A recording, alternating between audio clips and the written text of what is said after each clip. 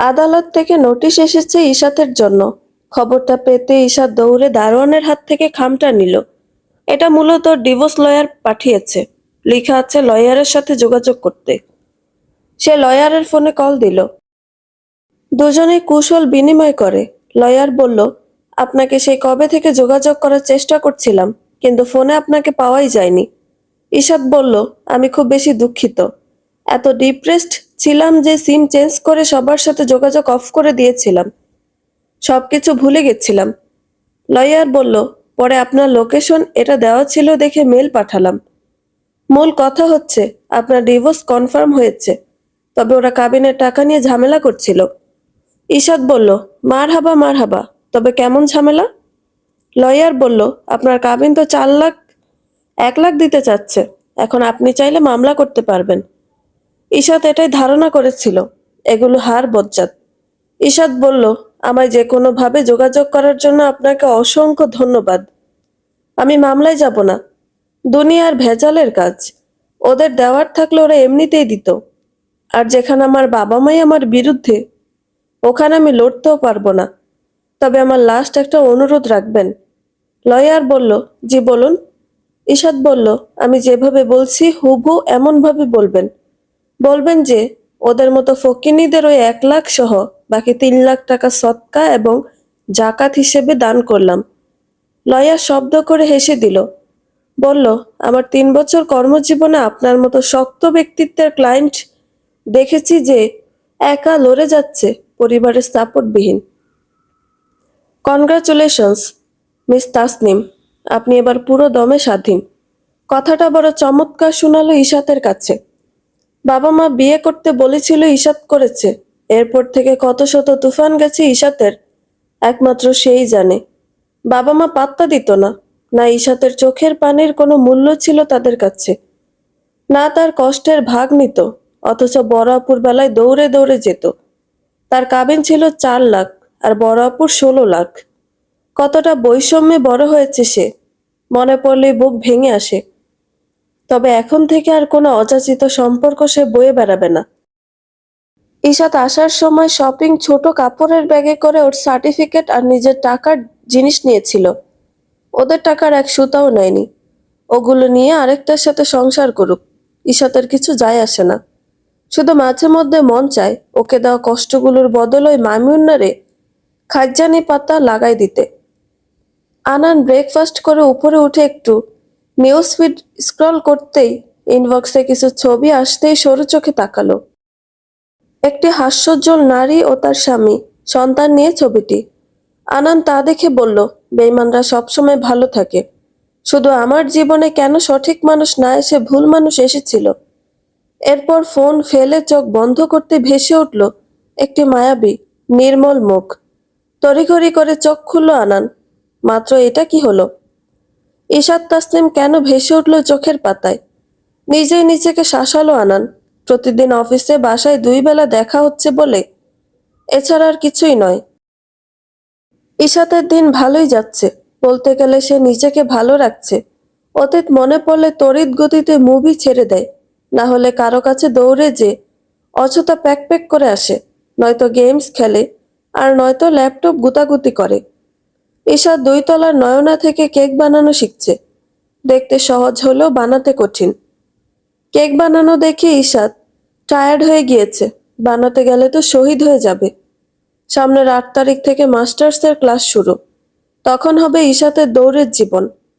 আনান ভার্সিটিতে পরপর 3টা ক্লাস নিল। সে খুব স্বতঃস্ফূর্তভাবে পড়ায়, আর স্টুডেন্টরাও পছন্দ করে তার ক্লাস। কিন্তু আজ আনানের কেমন যেন লাগছে, কেমন খালি খালি। সে এক্সট্রা আরও ক্লাস নিল। কবে যে 3:30টার বেশি বাজলো টেরই পেল না। ইস, অফিসে যাওয়ার ছিল। এরপর মনে হয়েছে, আরে বাড়ি গেলেই তো হয়। এমন সময় বন্ধুদের ডাক এলো মুঠোফোনে। আনান মানা করে দিলে বলল, খুব ইমার্জেন্সি। অগত্যা আনানের যেতে হলো।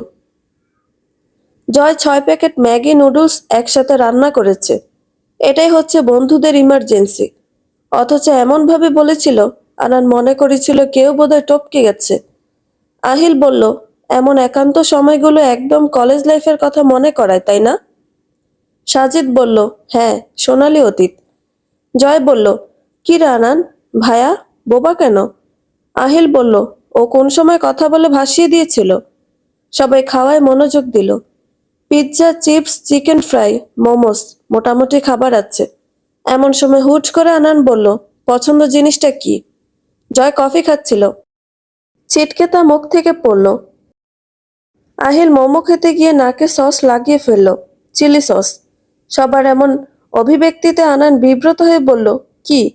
আহিল বলল, প্রেম করার বয়সে তো এসব বলিসনি, এখন বুড়ো বয়সে এসব জানতে চাচ্ছিস কেন? সত্যি করে বল, তলে তলে টেম্পো চালাস না তো? আনান সহজ মনে বলল, তোর চোখের সামনেই তো বিএমডব্লিউ চালাই, টেম্পো চালানোর সময় কই? জয় বলল, ওরে আনার্স, এই টেম্পো সেই টেম্পো না রে। আনান আবারও সরল কণ্ঠে বলল, এই টেম্পো কোন টেম্পো? সাজিদ বলল, থাম তোরা, হঠাৎ এই প্রশ্ন কেন? আহিল বলল, এই জন্যই সময় থাকতে গতি করাতে চাচ্ছিলাম। জয় বলল, এই তুই কবে থেকে ওর বয়স নিয়ে পড়ে আছিস? আমরাও তো সময় বয়সী, আমরা কি বুড়ো হয়ে গেছি? আনান বলল, হঠাৎ জানতে ইচ্ছে হলো তাই। তোরা যখন প্রেম করেছিস তখন আমি পড়াশোনা করেছি, এবার আমি প্রেম করব আর তোরা বাচ্চা পড়াশোনা করাবি। মনে নেই, স্মৃতি ম্যাম বলতো প্রেমের কোনো বয়স নেই। জয় উঠে এসে আনানের কপালে হাত রেখে বলল, টেম্পারেচার তো ঠিক, জ্বর নেই, তুই আসল আনান তো? আনান নিঃশব্দে হাসল। আহিল বলল, কেউ বান মারেনি তো? সাজিদ বলল, ওর সেলফ কন্ট্রোল অনেক হাই, বান মারলেও কাজ হবে না। জয় বলল, হঠাৎ আবকা বকছিস কেন? আনান ধীর স্বরে বলল, এমনি জানতে ইচ্ছে হলো। সাজিদ এবার সিরিয়াস হয়ে বলল, আমি এর একজ্যাক্ট সংজ্ঞা জানি না, এই গাধা দুটো তো আরো জানবে না। তবে যতটুকু বুঝি তা হলো, পছন্দ হলো ভালো লাগা। একটা মানুষকে অকারণে ভালো লাগবে। সে আশেপাশে থাকলে তোর মন প্রশান্ত হবে, তাকে দেখতে না পেলে মন আনচান করবে, তার কিছু হলেই তোর অশান্তি লাগবে। আনান চমকে তাকালো। আনমনে বলল, আর ভালোবাসার মানে? সাজিদ বলল, এর সংজ্ঞা লক্ষ কোটি আছে, এক একজনের কাছে ভালোবাসার সংজ্ঞা এক এক রকম। শর্টকাটে বলি, সত্যিকার অর্থে কাউকে ভালোবাসলে তার বিন্দু পরিমাণ দুঃখ তোর সহ্য হবে না। তাকে ভালোবাসতে যেয়ে নিজেকে বদলানো শুরু করবি, এবং এই বদলানোতে তোর সুখ ও অগাধ ভালো লাগা অন্তর্নিহিত থাকবে। চোখে হারাবি তুই তাকে, এক মুহূর্ত দূরে থাকতে মন চাইবে না। মোস্ট ইম্পর্ট্যান্ট, তার জন্য পৃথিবীর বিরুদ্ধে যেতে হয়, তুই অনায়াসে চলে যাবি। সাজিদ পাশে তাকিয়ে দেখল জয় ও আহিল। আনান থেকেও মনোযোগী শ্রোতা, তবে নিজের খাবার সব সাবার করে দিয়েছে। আনানও সাজিদের জন্য রাখেনি। সাজিদ জুতা হাতে দৌড়ালো দুজনকে। অপরদিকে সাজিদের কথাগুলো বারংবার কানে বাজতে লাগলো আনানের। আনান 6টার আগে আগে দৌড়ে বাসায় এলো। ওমা, ড্রয়িং রুম খালি, আহান অহনাকে নিয়ে খেলছে। আনান বলল, আজ টিচার আসেনি? আহান বলল, এসেছিল তো, চলে গেছে। কথাটা কেন যেন আনানের মনোপুত হলো না। শাওয়ারের নিচে বেশ কিছুক্ষণ ধরে দাঁড়িয়ে আছে আনান। আজ সারাদিন কেমন আনচান করেছে। গত কয়েকদিন ধরেই এমন লাগছিল। আনান অতটা ভেবে দেখেনি। তবে গতদিন যখন কোনো কিছু ভাবা ছাড়াই মেয়েটা জীবনের রিস্ক নিয়ে ট্রাকের সামনে এসে আনানের জীবন মৃত্যুর খেলায় ঢাল হয়ে দাঁড়িয়েছিল, তখনই বিষয়টা আনানকে নাড়িয়ে দিয়েছে। এই 35 বছরের জীবনে এমন শক্ত ব্যক্তিত্বের মেয়ে দেখেইনি, কিংবা দেখলো ভাবনায় আসেনি।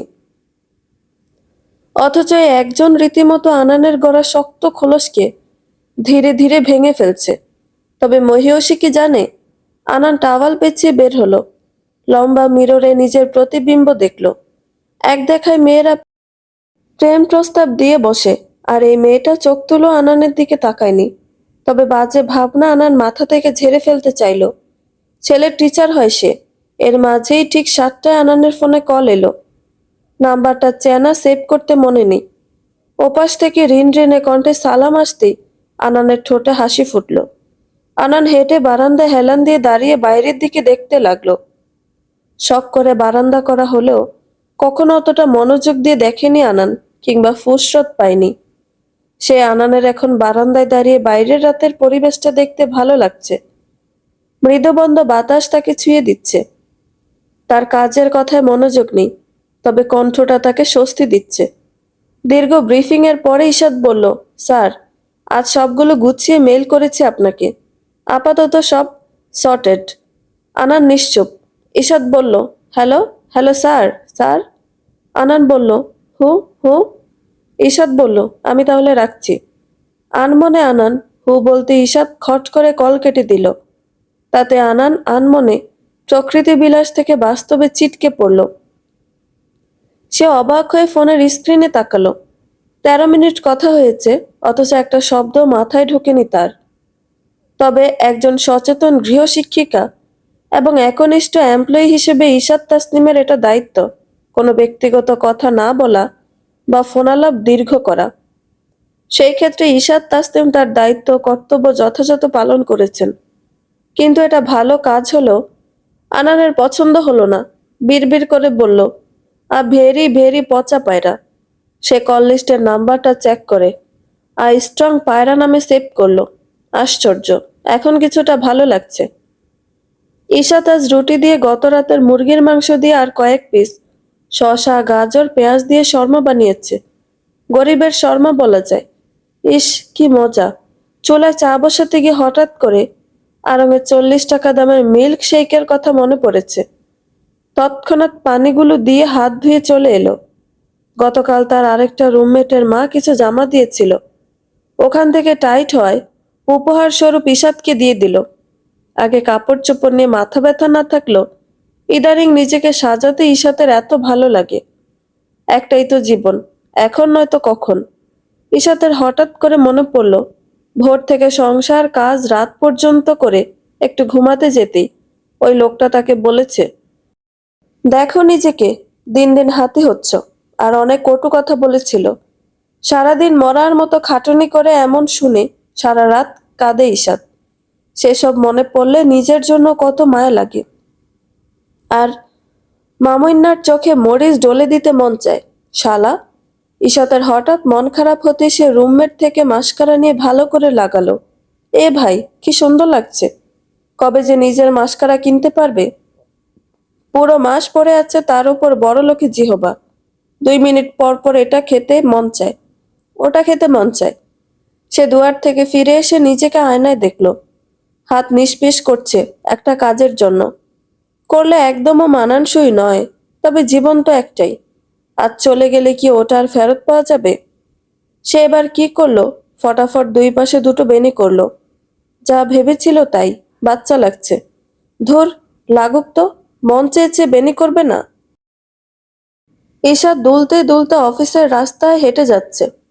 তার হাতে আড়ঙে 40 টাকা দামের মিল্ক শেকটা। উফ, এত ভালো লাগে! অনেকের আবার ভালো লাগে না। ওই যে আহানের বড়লোকি আব্বার গাড়ি দেখা যাচ্ছে।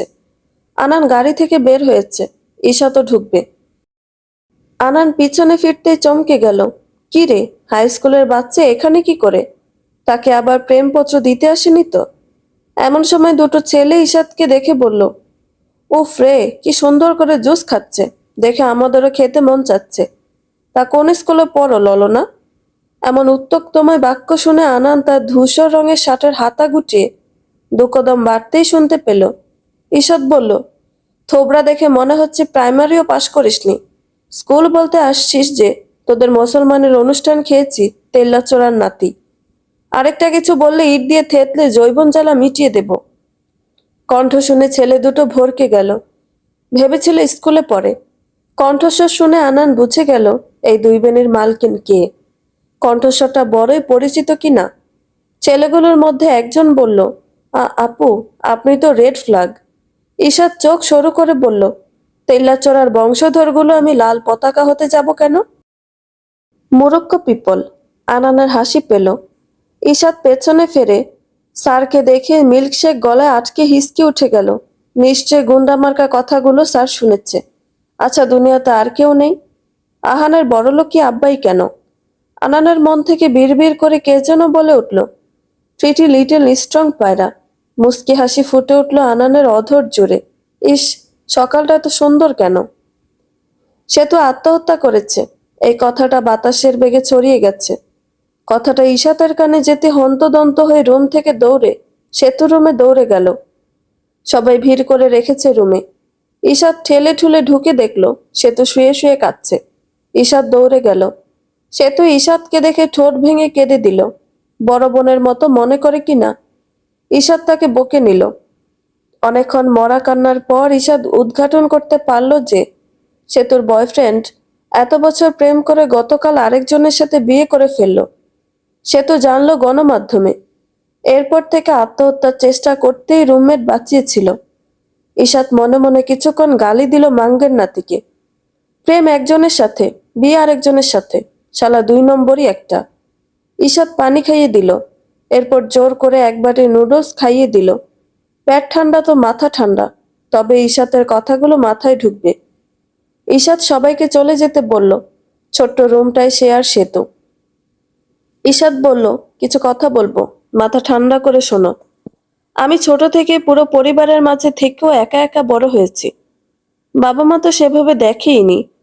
বড় ভাই বোনেরাও চরম অবহেলা করে গেছে। ওরা রেস্টুরেন্টে গেলে আমায় একা রেখে দিত। আমি কাজের লোকদের থেকে জানতাম। পরে রুমে কাঁদতাম। ঈদে ওরা দল বেঁধে বেড়াতে গেলে আমায় রেখে যেত। এভাবেই আমি বড় হয়েছি। সম্পূর্ণ একা, অথচ আমরা 8 জনের সদস্য ছিলাম। তবে আমার মনে সর্বদা ওদের জন্য দুর্বলতা কাজ করত। কিভাবে ওদের মন জুগিয়ে চলবো। এজন্য বাবা মা বড়লোক ঘর পেয়ে তেমন খোঁজ না নিয়ে বিয়ে দিয়ে দিল। আমিও করে নিলাম। রাত দিন গাধার মতো খাটানো হলো, আমি মেনে নিলাম। শরীর চেহারা রং নিয়ে তুচ্ছ-তাচ্ছিল্য করতো, তাও মুখ বুজেছিলাম। পরে কি হলো জানিস? লোকটা আমায় বিয়ে করা অবস্থায় দিনের পর দিন অন্য মেয়ের সাথে শুয়ে এলো। এরপর তাদের ওসব মুহূর্তের ছবি আবার আমায় পাঠানো হলো। ব্যাস, আমি ঠকে গেলাম। বাজেভাবে ঠকে গেলাম। যার জন্য 1.5টা বছর সংসার করে গেলাম। আমার পড়াশোনা করতে ভালো লাগতো। সেই পড়াশোনা ড্রপ দিলাম। সে আমায় ঠকালো, প্রতারণা করলো। আর সবচেয়ে সুন্দর দিকটা শুনবি? এতে আমার পরিবার টু শব্দটি করেনি। উল্টো আমায় দোষ দিয়েছে। আমি যেদিন এক কাপড়ে ঘর ছেড়েছি, এর পরের দিনই বলেছে ওদের ত্রিসীমানায় না ঘেঁষতে।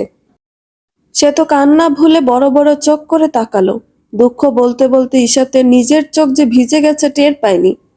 সে ফের বলল, যে মানুষটা আমাকে 10 মাস পেটে রেখেছে, সেই এ কথাটা বলেছিল। ভেবে দেখ, হাতে টাকা নেই। কোথায় যাব, কোথায় আছি, কেমন আছি, এসব জানতেও চাইনি। উল্টো আমি ডিভোর্স পেপারে সাইন করেছি বলে ওরা নাকি আমার জন্য মুখ দেখাতে পারছে না। তাই আমায় মা বাবা থাকতো এতিমের মতো ছেড়ে দিল। সে তো বলল, এমনও হয়। ঈশাদ বলল, এর চেয়েও বেশি হয়। তোকে দেখ, তোর কিছু হলেই তোর মা বাবা কেমন পাগলের মতন করে। আর আমার জ্বর হয়ে মরে পড়ে থাকলো কেউ নেই। এই মা বাবার ভালোবাসা ছেড়ে তুই মরতে চেয়েছিলি, তাও একটা নেংটি ইঁদুরের জন্য, যার সৎ সাহসটুকু নেই পৃথিবীর সামনে তোকে স্বীকৃতি দেওয়ার। ঈশাদ থেমে ফের বলল, তোর থাকা খাওয়ার খরচ নিয়ে চিন্তা করতে হচ্ছে না, আঙ্কেল সব দিচ্ছেন।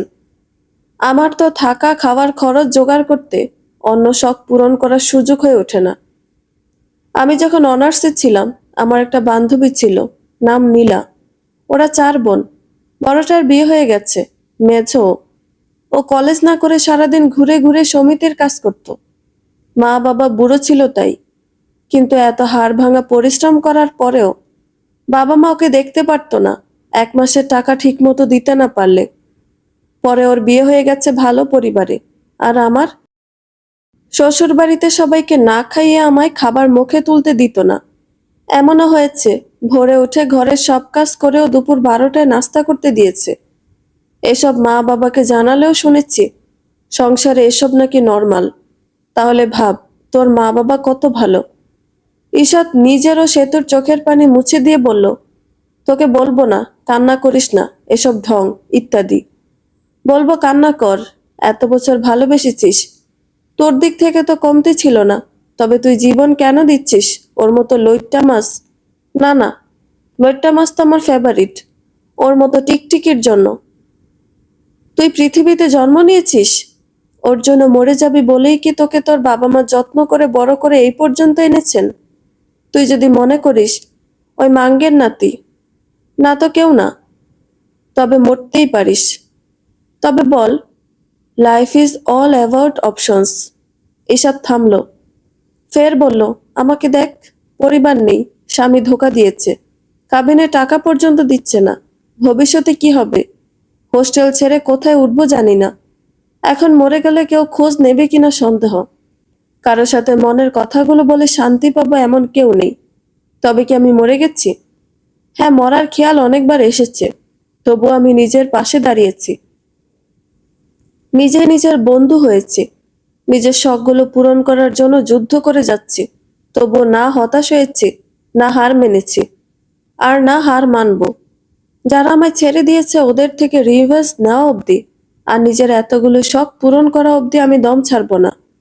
নিজেকে একটা ভালো পর্যায়ে নিয়ে যাব, যাতে তারা আমায় ছেড়েছে, কষ্ট দিয়েছে, তুচ্ছ করেছে, ওরা হাহুতাশ করুক। আমাকে উঠতে দেখলেই, ভালো থাকতে দেখলেই ওরা হিংসায় ভালো থাকতে পারবে না। আর এটাই হবে আমার রিভেঞ্জ। সে তো মন্ত্রমুগ্ধের মতো শুনে গেল। ঈশাদ বলল, লাস্ট বাট নট লিস্ট, তুই মরে গেলে ওই পাঙ্গাস মাছটা তোর লাশ অব্দি দেখতে আসবে কিনা সন্দেহ। ও জানেই তুই ওর জন্য মরবি, পাগলের মতো করবি, তাই তো বিয়ে করে তোর ইনবক্সে ছবি দিয়েছে।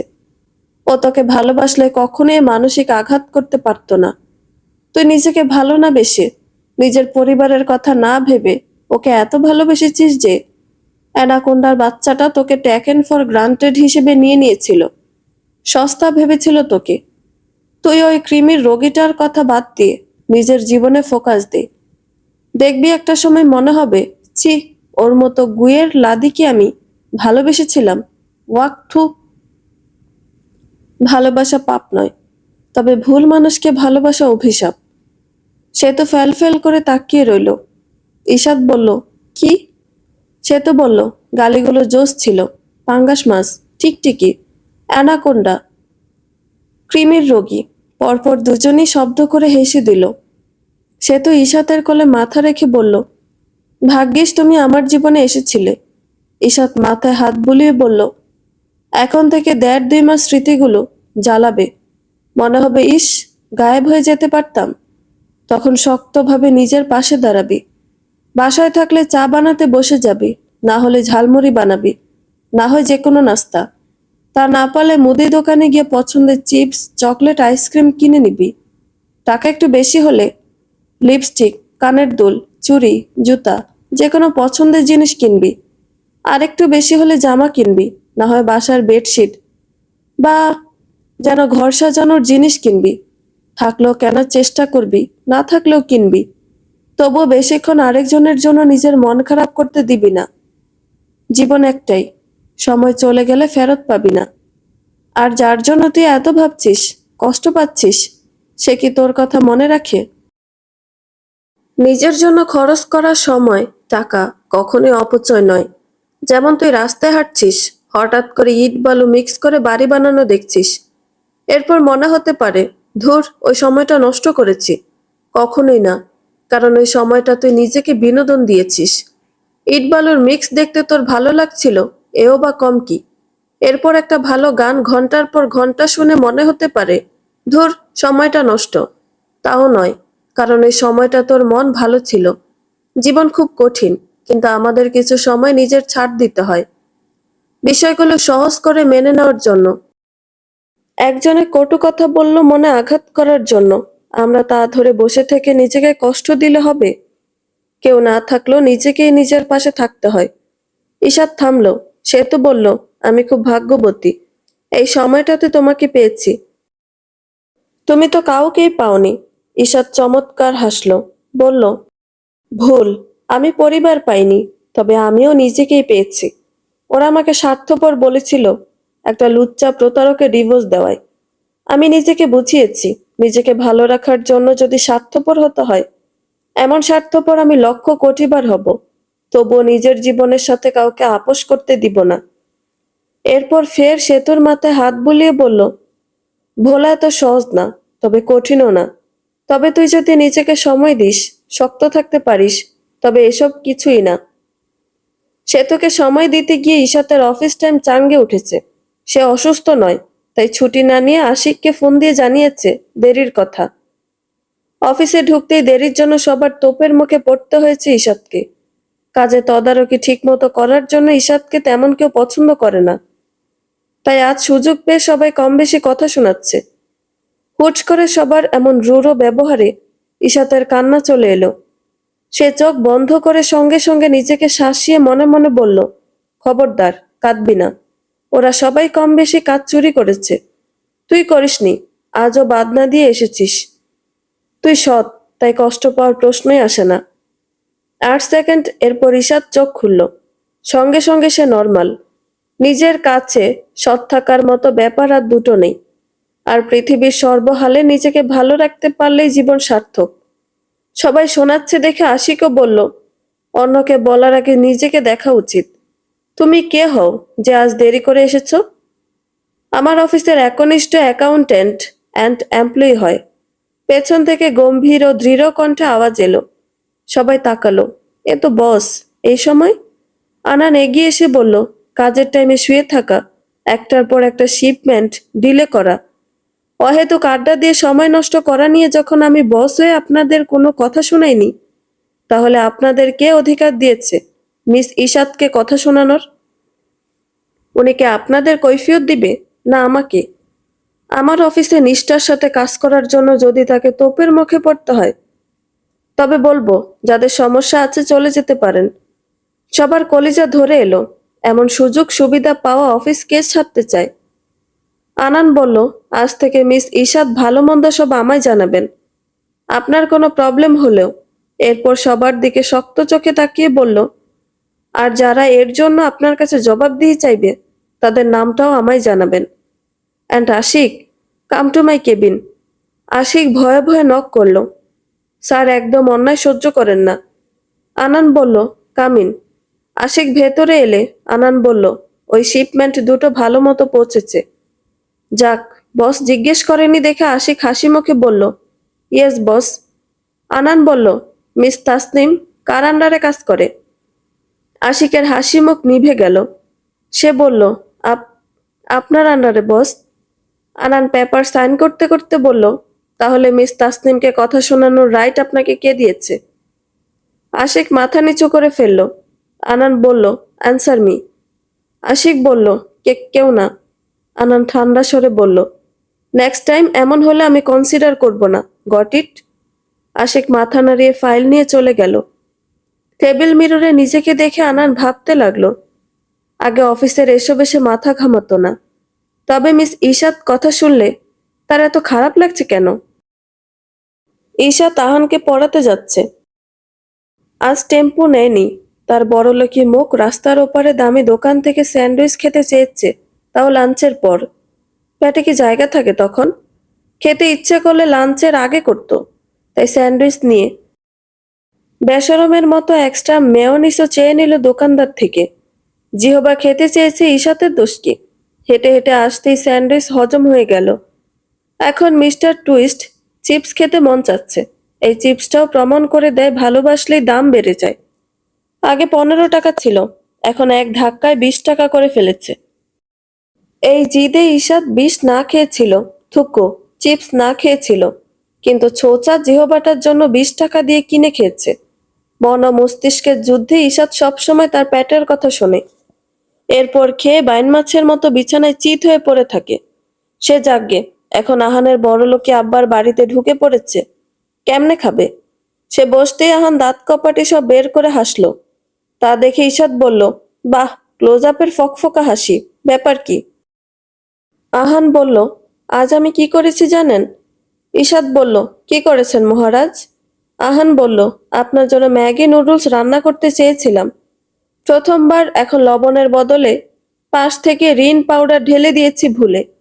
ঈশাত চোখ বড় বড় করে তাকিয়ে বলল, সর্বনাশ, পরে টের পেলে কি করে? খেয়েছ?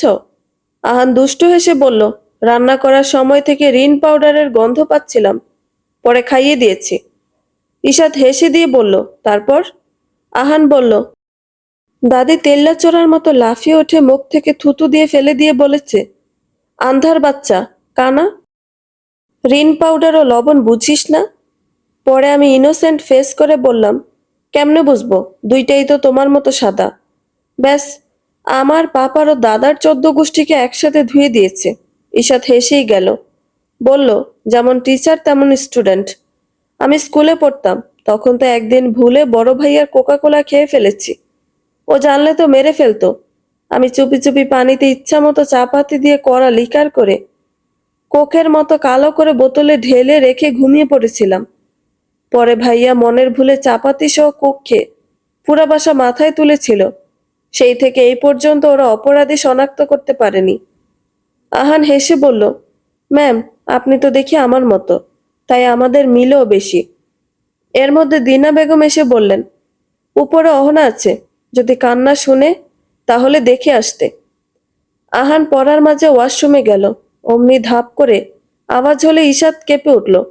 এরপর অহনার কান্নার আওয়াজ শোনা গেল। পড়ে যায়নি তো? ঈশাদ দৌড়ে উপরে গেল। কান্নার আওয়াজ এই রুম থেকে আসছে দেখে ঈশাদ দৌড়ে গেল। অহনা উল্টে পড়ে আছে। ঈশাদ নিচে বসে ওকে কোলে নিল। পাশে ফুলদানি পরা। নামতে গিয়ে ফেলেছে বোধহয়। এমন সময় ওয়াশরুমের দরজায় খট করে শব্দ হলে ঈশাদ সামনে তাকাতে মস্তিষ্ক যেন কাজ করা বন্ধ করে দিল। এই আহানের বড়লোকি আব্বা, পরনে শুধু টাওয়াল। আনানো ঈশাদকে দেখে চমকে গেল। হাত থেকে টাওয়াল পড়ে গেল। হুঁশে আসতে আনান তড়িঘড়ি নিচে থাকা টাওয়াল নিয়ে গা ঢাকার চেষ্টা করলো। পরিস্থিতি নর্মাল করতে বলল, অহনা পড়ে গিয়েছিল বুঝি? ঈশাদ বলতে চাইল, হ্যাঁ, সে আওয়াজ শুনেই আমি এসেছি। তবে মুখ ফসকে বের হলো, পোলা তো নয়, যেন আগুনের গোলা। বলে নিজেই চমকে উঠল। ইয়া মাবুদ, রাস্তায় আসার সময় এই লাইনটা শুনেছিল। সেই থেকে মাথায় ঘুরছিল। আর এখন আহানের আব্বার উদাম গা দেখে মনের ভুলে বলে ফেলেছে। আনান চোখ বড় বড় করে তাকালো। তা দেখে ঈশাতের হিসকি উঠে গেল। কেন কেন কেন? আহানের আব্বার সামনেই কেন ঈশাতের মান সম্মান যাবার মতো ঘটনা ঘটে? ঈশাতের মনে হলো মাটি হোক ফাঁক, ঈশাত ওতে ঢুকে যাক। ঈশাতের ভেতর থেকে কে যেন বলে উঠল, জসিম ভাইয়ের মজার চানাচুর, ঈশাতের মান সম্মান হলো ভাঙচুর। ছি! নিচে সাউন্ড বক্সে গান বেজে উঠল। ঈশাত ভারী লজ্জা পেল। আনান অদেখা হাসল। ইদানিং এ স্ট্রং পায়রার কাণ্ড কারখানা ভালোই লাগছে। সে বিড়বিড় করে বলল, আহ মেসি স্ট্রং পায়রা, সদ্য ডিভোর্স দেওয়ার পরেও এভাবে হাওয়া লাগিয়ে ঘুরছ, শরম নেই? উক্ত কথাটি একটা মহিলা আরেকটা মেয়েকে বলল। মেয়েটা এতক্ষণ হাস্যোজ্জ্বল থাকলেও কথাটা শোনা মাত্রই মাথা নিচু করে ফেলল। ওতে যেন মহিলাটি মজা পেল। আশেপাশের সব মানুষ যেন তামসা দেখছে। আইসক্রিম খেতে ঈশাদ তাদের সরু চোখে দেখছিল। সে বসে আছে মার্কেটের ফুড কর্নারে। মহিলাটি আরো কিছু বলতে ঈশাতের ধৈর্যের বাঁধ ভেঙে গেল। আগে সে যথেষ্ট ভদ্র এবং শান্ত ছিল, কিন্তু শাব্দের ছোবল খাওয়ার পর থেকে দিন দিন লৌহমানবীতে পরিণত হচ্ছে। সে লজ্জা শরম এবং সামাজিকতার মাথা খেয়ে মেয়েটার কাছে গিয়ে বলল, এক্সকিউজ মি আপু, বাহার ঢোকানোর জন্য দুঃখিত। কয়েকটা প্রশ্ন করতে চাই, উত্তর দেবেন প্লিজ। মেয়েটা হতবাক চোখে এবং মহিলাটি কোনা চোখে ঈশাতের দিকে তাকালো। ঈশাত ফের বলল, দেবেন প্লিজ। মেয়েটি মাথা দোলাতে ঈশাত বলল, প্রশ্ন 1, মহিলা, থুক্কু, উনি কি আপনার ব্লাড রিলেটেড কেউ? মেয়েটি না বোধক মাথা দোলালো। ঈশাত বলল, প্রশ্ন 2, কোনো রিলেটিভ? মেয়েটি এবারও না বোধক মাথা দোলালো। ঈশাত বলল, প্রশ্ন 3, উনি কোনোভাবেই আপনার ইজ্জত বাঁচিয়ে বা কোনো বড় ধরনের হেল্প করেছে যার কারণে আপনি ওনার কাছে ঋণী? মেয়েটি বলল, না, উনি উপরের তলায় থাকেন, আমার বাড়ির। ঈশাত বলল, প্রশ্ন 4, বাড়িওয়ালা বা কোনো মন্ত্রী বা অফিসারের বউ? মেয়েটি বলল, না। ঈশাত এবার শক্ত কণ্ঠে বলল, তো ওনার ট্রাস্ট টকিং কেন বরদাস্ত করছেন আপনি? আমি তৃতীয় ব্যক্তি, তাই কিছুই বলতাম না যদি না আপনি মুখ নিচু করে চোখের পানি লুকাতেন। হয়তো ভেবেছেন এখন চুপ থাকলে পরে নিস্তার পাবেন। পার্সোনাল এক্সপিরিয়েন্স থেকে বলছি, কখনোই পাবেন না। আপনি একবার নিজের প্রতি অসম্মান সহ্য করলে এরা বারবার আপনাকে আঘাত করবে, তাই মুখের উপর বলে দিতেন। মহিলাটি বাসখাই কণ্ঠে বলল, কে আপনি? আমি কখন থেকে আপনার ট্রাস্ট টকিং শুনে যাচ্ছি। আপনি চিনেন আমি কে? ঈশাত এবার দ্বিগুণ বাসখাই কণ্ঠে বলল, আপনি চিনেন আমি কে? লেফটেন্যান্ট জেনারেল লুৎফুজ্জামানকে নিশ্চয়ই চেনেন, না চিনলেও চিনে যাবেন। দাদা হয় আমার। একটা ফোন কল, জাস্ট একটা ফোন কল, পুরো 14 গোষ্ঠী শিকের ভেতরে থাকবে। মিথ্যে কথা। লুৎফুজ্জামানের কোনো অস্তিত্ব নেই। ইশাতের দৃঢ় কণ্ঠে মহিলাটি ভীত হলো। কিছু না বলে অন্য পাশে চলে গেল। মেয়েটি বলল, আপনি এত উচ্চপদস্থ কর্মকর্তার ঘরের বুঝিনি। ইশাত আমোদে গলে যাওয়া আইসক্রিম খেতে খেতে বলল, ঢপ ছিল ওটা। মেয়েটা বুঝতে না পেরে বলল, জি। ইশাত বলল, মিথ্যে ছিল। আমিও আপনার মতো ব্যথায় জর্জরিত সাধারণ একজন নারী। আমার দাদা ক্লাস 4-এ থাকতেই মারা গেছিল। মেয়েটি বলল, আপনার কণ্ঠ শুনে মিথ্যে মনে হয়নি। ইশাত স্মিত হেসে বলল, সত্যি লেগেছে তাই না? এই কনফিডেন্টটা এমনি আসেনি, অসম্মান হওয়ার দরুন এসেছে। আপনি বলুন, ডিভোর্স হওয়া কি ভুল বা পাপ জাতীয় কিছু আপনি মনে করেন? মেয়েটি না বোধক মাথা দোলালো। ইশাত বলল, আপনার অপিনিয়ন বলুন। মেয়েটি বলল, ডিভোর্স ততক্ষণ পাপ নয় যতক্ষণ না আরেকজনের ঘর ভাঙে। আমাকে পশুর মতো মারা হতো, অনেক সহ্য করেছি। এক পর্যায়ে শরীর মন যুদ্ধ করে ডিভোর্স নিয়েছে। ইশাত হাসল, বলল, দ্যাটস লাইক মাই গার্ল। আপনি কোনো অন্যায় করেননি, একটা জংলি কুকুরকে ডিভোর্স দিয়ে বীরের কাজ করেছেন। তাই কারো তিলতম হক নেই আপনাকে অপমান করার। একটা জানোয়ার থেকে নিজেকে রক্ষা করার পর নিজের অসম্মান সহ্য করে আপনি নিজের ওপর অন্যায় করছেন। যখন কোনো দোষ করেননি তাহলে শাস্তি কেন মাথা পেতে নেবেন? সৃষ্টিকর্তা কি এসব মানুষকে তুলো তুলো করে কেঁদে ভাসানোর জন্য আপনাকে পৃথিবীতে পাঠিয়েছেন? মেয়েটি না বোধক মাথা দোলায়, বলে, আমার আসলে সাহস হয়ে ওঠে না। ইশাত বলল, সাহস কারোরই হয় না। আমরা ব্রাউন ফ্যামিলির মেয়ে, আমাদের মায়ের দেওয়া নয়, মায়ের খেয়ে মুখ বুজে পড়ে থাকা শেখানো হয়। যার কারণে ধর্ষণ, পরকীয়া, ইফটিজিং এখন ডাল ভাত হয়ে গেছে। মার দিতে না পারেন, তবে প্রতিহতও করতে পারবেন না? অবশ্যই পারবেন।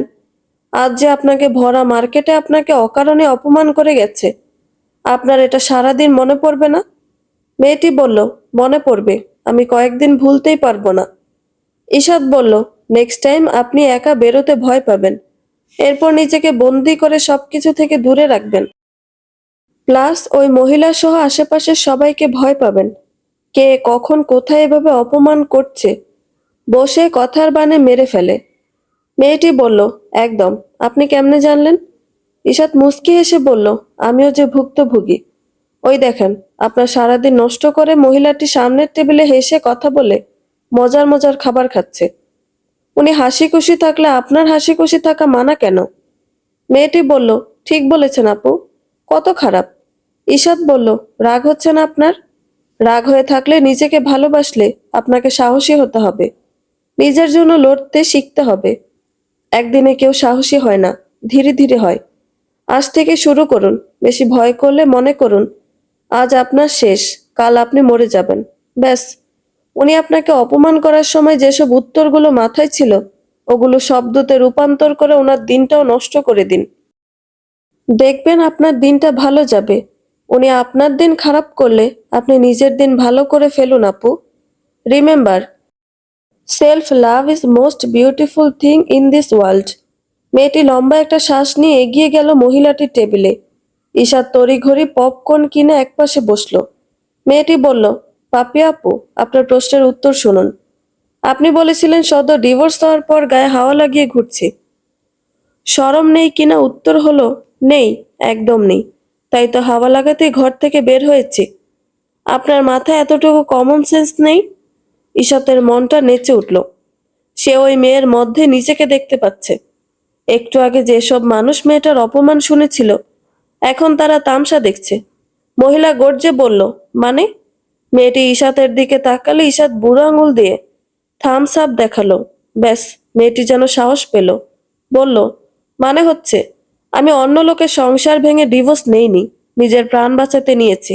এতে আমার শরম কেন হবে?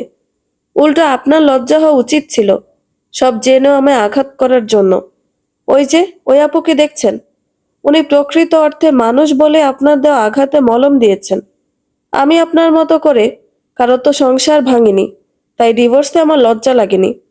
এখন থেকে আরো বেশি বেশি গায়ে হাওয়া লাগিয়ে ঘুরবো এবং নিজের স্বাধীনতা উপভোগ করব। ঈশাত পপকর্ন টেবিলে রেখে জোরে হাততালি দিয়ে উঠল। মেয়েটাকে এখন মুচড়ে যাওয়া ফুল নয়, প্রাণবন্ত সতেজ ফুলের মতো লাগছে। এতক্ষণ পুরো ঘটনাটা মুগ্ধ চোখে দেখে গেছে আনান। জয় মূলত লাঞ্চ ব্রেকে নিয়ে এসেছে বাচ্চার জন্য পুতুল কিনবে বলে। জয় চিকেন ফ্রাই খেতে খেতে বলল, বাহ কি চমৎকার জিনিস দেখলাম দোস্ত। একটা মেয়ে এসে অপমান করলে আরেকটা এসে সম্মান বাঁচিয়ে দিল। ওই মেয়েটা কি চমৎকার কনফিডেন্টলি দাদা নিয়ে মিথ্যা বলল। আমি ভাবলাম বুঝি সত্যি লেফটেন্যান্ট লুৎফুজ্জামান বলে মানুষ আছে। আনানের কেন যেন খুব গর্ববোধ হলো। অধর জোরে সূক্ষ্ম হাসি তার। এই স্ট্রং পায়রাটার ব্যক্তিত্ব দিন দিন এত মুগ্ধ করছে। জয় হাত থেকে ঠাস করে চিকেন ফ্রাই পড়ে গেল। সে বলল, এই আনার্স, আমার হাতে চিমটি কাটতো। আমি তোকে হাসতে দেখছি, তুই হাসতেও পারিস আনান। আনান সরু চোখে তাকালো। আজ নতুন মাসের 1 তারিখ। আজ ইশাতের হাতে তার বেতন এসেছে। অফিসে 30,000 আর টিউশনের বেতন 17। 14,000-এর কথা থাকলেও 17 দেওয়ার কারণ জিজ্ঞেস করলে দিনা বেগম জানান টাকা আহানের বড়লোকি আব্বা খামে ভরে, তাই তিনি জানেন না। সেভিংস কিছু রাখে ব্যাংকে, থাকা খাওয়ার খরচ বাদে বেশ ভালো অ্যামাউন্ট হাতে আছে ইশাতের। যখন তার বিশ্বাস হতে কষ্ট হয় তখন মনে হয় ঘর ছেড়ে আসারও 2 মাস পূর্ণ হয়েছে। তার স্বাধীনতার 2 মাস। এখন আর আগের মতো খারাপ লাগে না। গায়ে সয়ে গেছে একাকিত্ব ইশাতের। তাই যথারীতি ডায়েরির টার্গেটগুলো পূরণের লক্ষ্যে শপিং এসেছে সে। ইশাত এসেছে বেডশিটের দোকানে। মনে হচ্ছে অনলাইন অর্ডার করলে ভালো হতো। এখানে একটা থেকে একটা সুন্দর, চোখ ধাঁধিয়ে যাচ্ছে। বহুত কষ্টে সিঙ্গেল বেডের 2টো পছন্দ করলো নিজের জন্য, আরেকটা রুমমেটের জন্য। ও হেল্প না করলে কখনোই চাকরিটা পেত না ইশাত। এখন দোকানদার 2টো 2,500 বলছেন, শুনেই কলিজা ধরে গেল। ইশাতের মনে যে দাম এসেছে তা বলতেও চরম লজ্জা লাগছে। ও কখনোই দরদাম করেনি, তবুও কষ্টের টাকা। সে মায়া রেখে মুখের ওপর পাথর চাপিয়ে বলল, 2টো 1,000 দেবেন? দোকানদার ড্যাব ড্যাব করে তাকিয়ে রইল। ইশাত নিজেও লজ্জা পেল। 1,500 বলতে গিয়ে 1,000 বলে ফেলেছে। ছি। দোকানদার বলল, আপা আরেকটু বাড়ান। কলেজে থাকতে মার্কেটে ফুচকা খেতে আসার দরুন এই দরদামের সিনারি ইরশাদের মুখস্থ। ফের মুখের ওপর 2 মনের পাথর রেখে বলল, ভাইয়া সিঙ্গেল বেডের এগুলো এত দাম হবার কথা নয়। লাস্ট 1,200 দেবেন? দোকানদার বলল, আপা আমাদের এগুলোর কোয়ালিটি দেখেন। যান, এই 3টা 2,000 দিন। ইশাত বলল, 1,700 দেবেন? হলে দেন, না হলে চললাম। দোকানদার প্যাকেট করে দিলে ইশাতের মন নেচে উঠল। এবার মাসকারা আরো টুকটাক জিনিস নিল। এবার নতুন নতুন সব জামা বের হয়ে সাদাবাহার, 2 পিস, না জানি কি কি। ইশাতের একা একা ঘুরতে কি যে ভালো লাগছে। প্রথম খুব একা আর একটু ভয় লাগছিল। আর আজ আজ সে স্বাধীন পাখি। মিনমিনে ভাব আর তেমন একটা নেই। চলতে চলতে ইশাত থেমে পড়ল। সামনের আয়নায় নিজেকে দেখল। আগের ইশাত আর এই ইশাতের মাঝে ব্যাপক ফারাক। আগের ইশাত কথা বলতে গিয়ে কাঁপতো, ভীতু ছিল। আর এই ইশাত ফুরুত করে কনফিডেন্সের সাথে বলে দেয়, যদিও মাঝে মধ্যে একটু নার্ভাস হয়ে পড়ে, ব্যাপার না। এই ইশাত চঞ্চল, উঠতে জানে, হাসতে জানে, হাসাতে জানে, নিজেকে ভালো রাখতে জানে, সাথে অন্য কেউ। গত মাসের তুলনায় এ মাস আরো সাহসী হয়েছে ইশাত। দিন দিন আরো হবে। নিজেকে ভেঙে নতুন ও শক্তভাবে গড়ছে সে, যাতে দ্বিতীয়বার কেউ ভাঙতে আসলে নিজেই ভেঙে যায়। আজ বেতন নিয়ে হাফ ডে করেছে। আহানকেও ছুটি দিয়েছে। একটা দিন যদি মন মতো না কাটাতে পারে তাহলে আগের জীবন ও এ স্বাধীনতার জীবনে কোনো পার্থক্য থাকবে? স্বাধীনতার অন্যতম শর্ত হলো নিজের ভালোর জন্য না বলতে শেখা। অফিসে যারা ওকে বাঁকা চোখে দেখেছে, একজন বলেছিল হাফ ছুটি না নিয়ে ওর শিফট পূরণ করে দেওয়ার জন্য। কেন? ইশাত কেন করবে? ইশাতেরও আজ ঘুরতে মন চেয়েছে। কাল নাও থাকতে পারে। এমন বড় বোনের সব অ্যাসাইনমেন্ট সে করে দিত। আর বড় বোন তাকে চাকরানির মতো খাটাতো। ওসব মনে পড়লে এখনো বুকে ব্যথা করে। যা হোক, সুখের সময় দুঃখের স্মৃতি হাতড়াতে নেই। মার্কেটে সহ 2বার চক্কর দিয়েছে সে। কি যে ভালো লাগছে। আগে মা আড়ং-এ নিয়ে একটা বা 2টো কিনে দিত। ব্যাস, ওতেই কেটে যেত বছর। সে আগাছা কিনা ওই পরিবারের। তার উপর আড়ং-এর কিছু জামা ভালো থাকলো, বেশ কিছু দেখে ইশাতের মনে হতো কেউ ব্যবহার করে ইচ্ছা মতো ধুয়ে তারপর বেচতে দিয়েছে। আর প্রাইস ওসব তো ঈশাত উল্টাতোই না। এখন মার্কেটে ঘুরে ওই দামে 6টা পাওয়া যাবে। সে বেশ কিছু জামা নিল, কুর্তি, জিন্স। ওরে, কি যে ভালো লাগছে আমেনার বাপ। এরপর গেল চিরায়ত পছন্দের শাড়ি সেকশনে। দুটো কিনবে বলে 4টে কিনে নিল, অথচ এখন অবধি একটাও পরতে পারল না। রেডিমেড ভালো কাপড়ের ব্লাউজ নিল এক কাপড়, নিজস্ব শপ থেকে। শাড়ি থেকে ব্লাউজের দাম কিডনি ধরিয়ে দিয়েছে ঈশাতের। ব্যাস, কাজ শেষ। খোদা হাফেজ। একদমও না, ফুসকাচ্ছে না। ওটা কে খাবে? ঈশাত তাসনিমই তো। ফুসকা খাবার পরে ঈশাতের বড়লোকই একটা জিহবা আছে না, ওটার আবার পেঁয়াজও খেতে মন চাচ্ছে। মানে পুরো মাস জুড়ে যে এত হেলদি খাবার গিলল, ওসব কই চলে গেছে? মন ওই বাংলা খাবারই পড়ে আছে। মার্কেট থেকে বের হয়ে পেঁয়াজুর উদ্দেশ্যে পা বাড়াতে বাইকে বসে দুইজন বিশ্রীভাবে বলল, ওহ ললনা, আজ বলো না ঘুরতে যাবে, কি তোমাকে নিয়ে ঘোরার জন্যই তো বাইক কিনেছি। ঈশাত পাত্তা না দিয়ে হাঁটতে গেলে ফের বলে উঠল, আরে ইগো দেখাচ্ছ? হলুদ জামা, চলো না নিরালায় ঘুরে কিছু করে আসি। ঈশাতই হলুদ জামা পরেছে, এবার ইঙ্গিত দিয়ে ডাকছে। ঈশাতের একদম কাছে আনান মাত্রই গাড়ি স্টার্ট করেছিল। সে আর জয় বেরিয়ে এলো, উদ্দেশ্য কয়েক ঘা কেলানি দিবে। কলেজে থাকতে এমন কত যে পিটিয়েছে ওরা 4 বন্ধু। আনান ধূসর রঙের শার্টের হাতা গুটিয়ে যেই না এন্ট্রি নিবে, অমনি শুনল ঝাঁঝালো কণ্ঠে ঈশাত বলছে, ওই যে ইট দেখেছিস, ওটা দিয়ে থেতলে তোর বংশের বাতি নিভিয়ে সানডে মানডে ক্লোজ করে দেব, রেন্ডি গাছের উল্লো কোথাকার। ছেলে দুটো টাস্কি খেলো। আনান হতবম্ব হয়ে গেল। জয় বলল, বাবা গো, কি ঝাঁজ! এই মহিষী জামাই যে হবে, তার 9-6 করা বন্ধ। একদম বাংলা ছায়াছবির ডিপ জলের ফিমেল ভার্সনে আপা। আনান বলল, আসলেই। তার ঠোঁটে হাসির দেখা মিলল।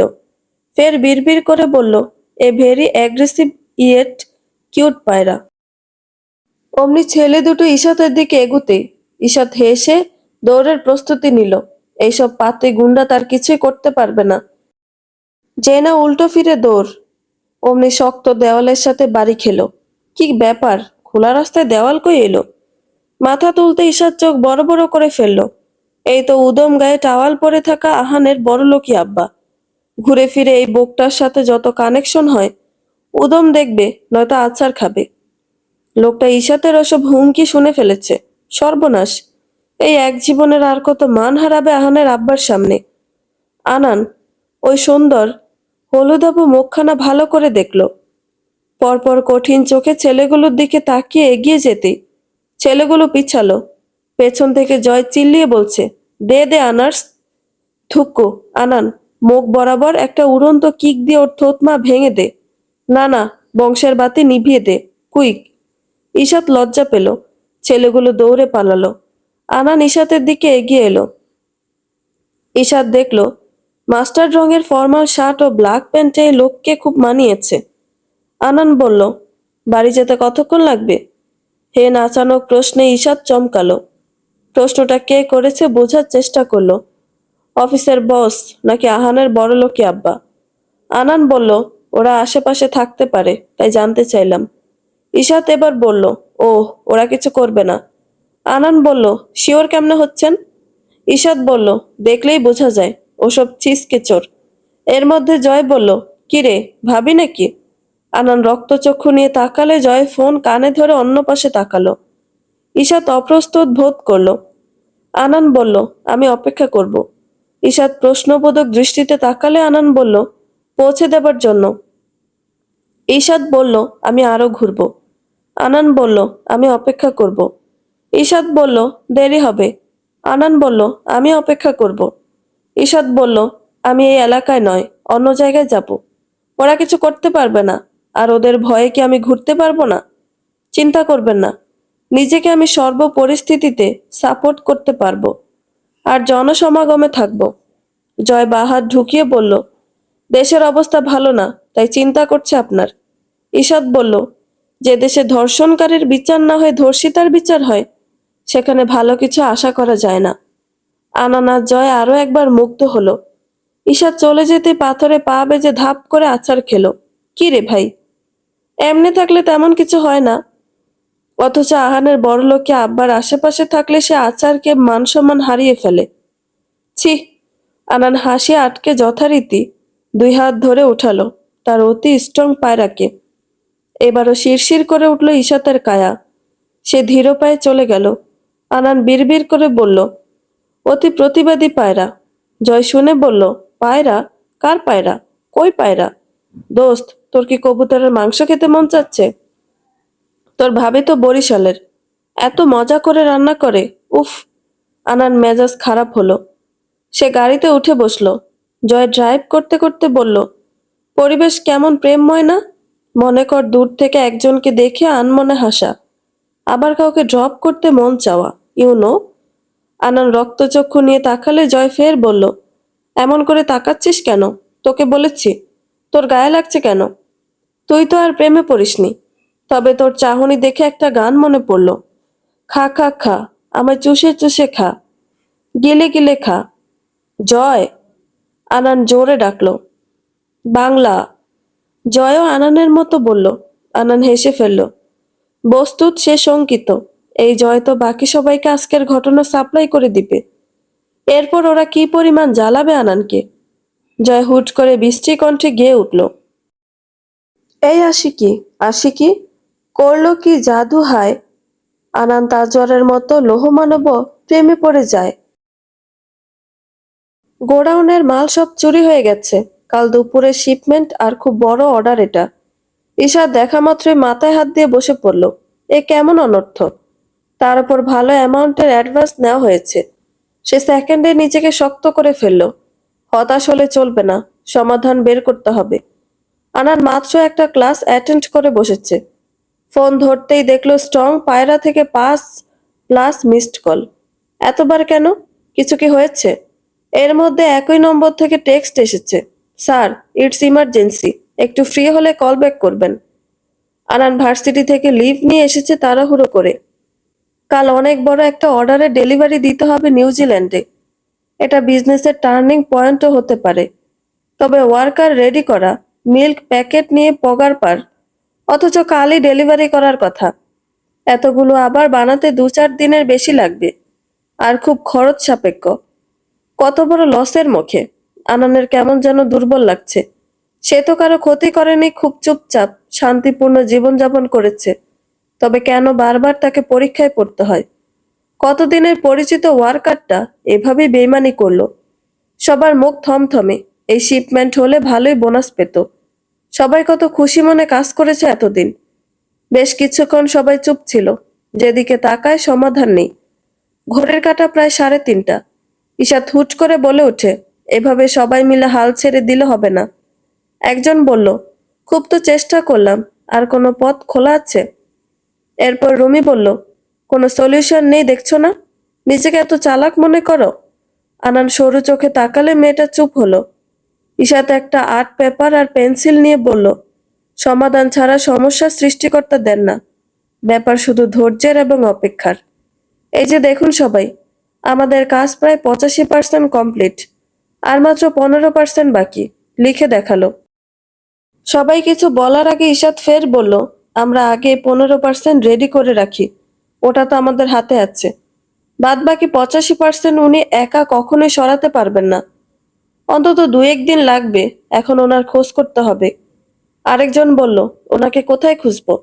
শুধু শুধু কষ্টের কাজ। ঈশাত বলল, তো বাকি 85% হাতছাড়া করবেন? যাদের মত নেই বাড়ি যেতে পারেন, অফিস আওয়ার শেষ। আর যাদের আছে বলবো হতাশ না হয়ে চেষ্টা করে দেখি সবাই মিলে। বাকি 85% না পেলেও 15 বা 25% দিয়েও তো ওদের বুঝ দিতে পারি। বাকিগুলো 2-1 দিনে দেওয়া হয়ে যাবে। এতে অন্তত ওরা বুঝবে বিজনেসে লোকসান ঝুঁকি এসব থাকবেই। তাই বলে গা ছেড়ে দিতে হবে? একেবারে কিছু না দেওয়ার চেয়ে কিছুটা দেওয়া ভালো না? নাই মামার চেয়ে তো কানা মামা ভালো। আনান আরো একবার মুগ্ধ হলো ঈশাতের বুদ্ধিমত্তা দেখে। সে এবার যেন জোর পেল। বলল, miss Tasnim is absolutely right. আমাদের হাতে যা নেই তা নিয়ে হতাশ না হয়ে যতটুকু আছে ততটুকুতে ইফোর্ট দেই। আর যারা পারবেন না তারা বাড়ি চলে যান, আপনাদের চাকরি যাবে না। সবাই দ্বিমত করলো, কোম্পানি বিপদের মুখে রেখে কেমনে যাবে? সবাই কাজ চালানো শুরু করলো। ঈশাদ দৌড়ে ফ্যাক্টরিতে গেল। গরুর দুধের তাজা ঘ্রাণ, আহা! ছোটকালে মা গ্লাস ভর্তি করে ভাইয়া আপুকে প্রতিদিন দিত।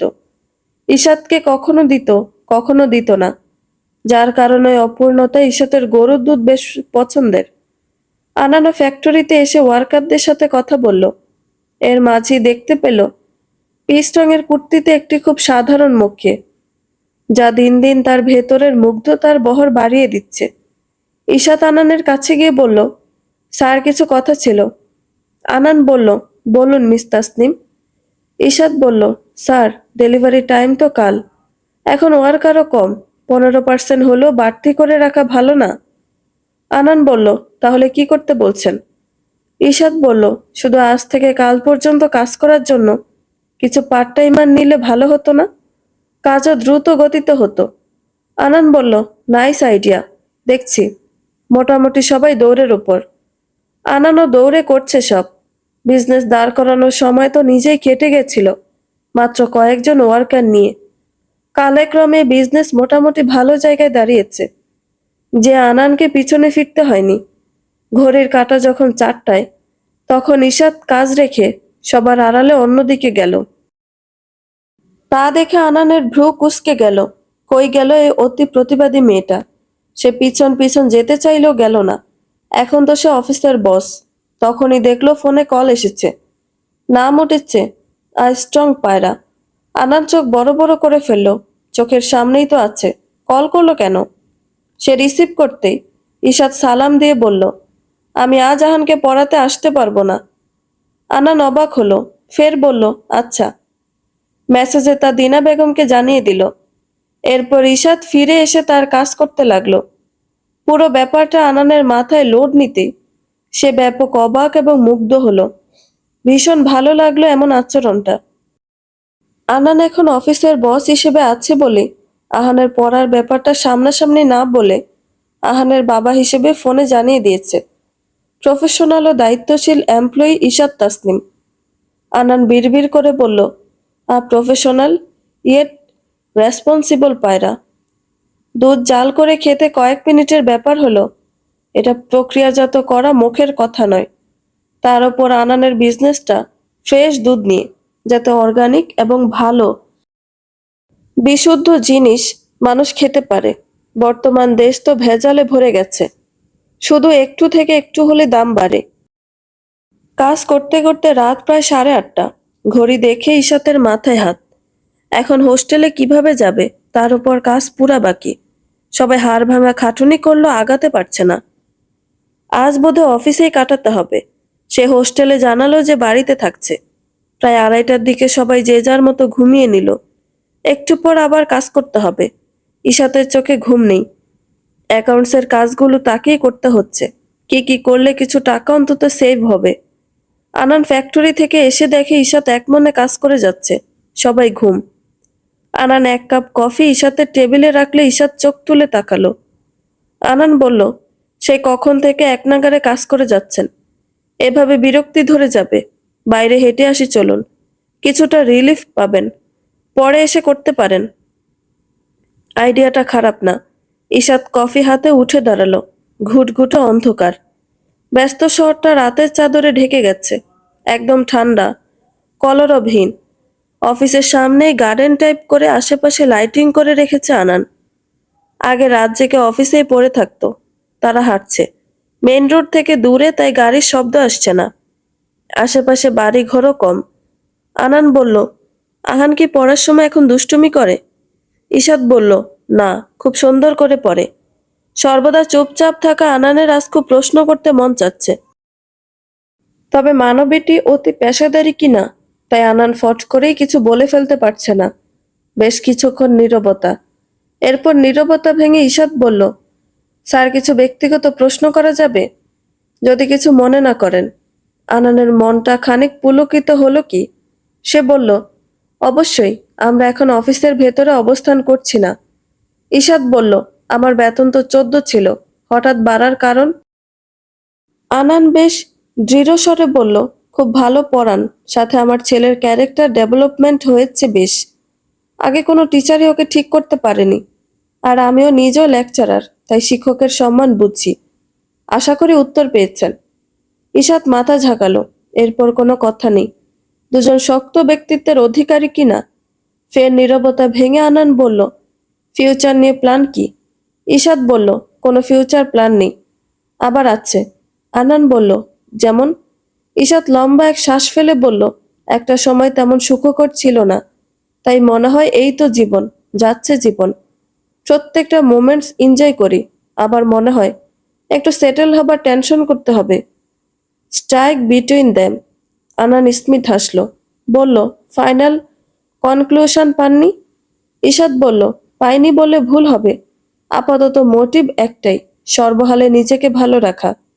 এতটা ভালো রাখা যাতে অন্য কেউ এর উপর নির্ভর হতে না হয়।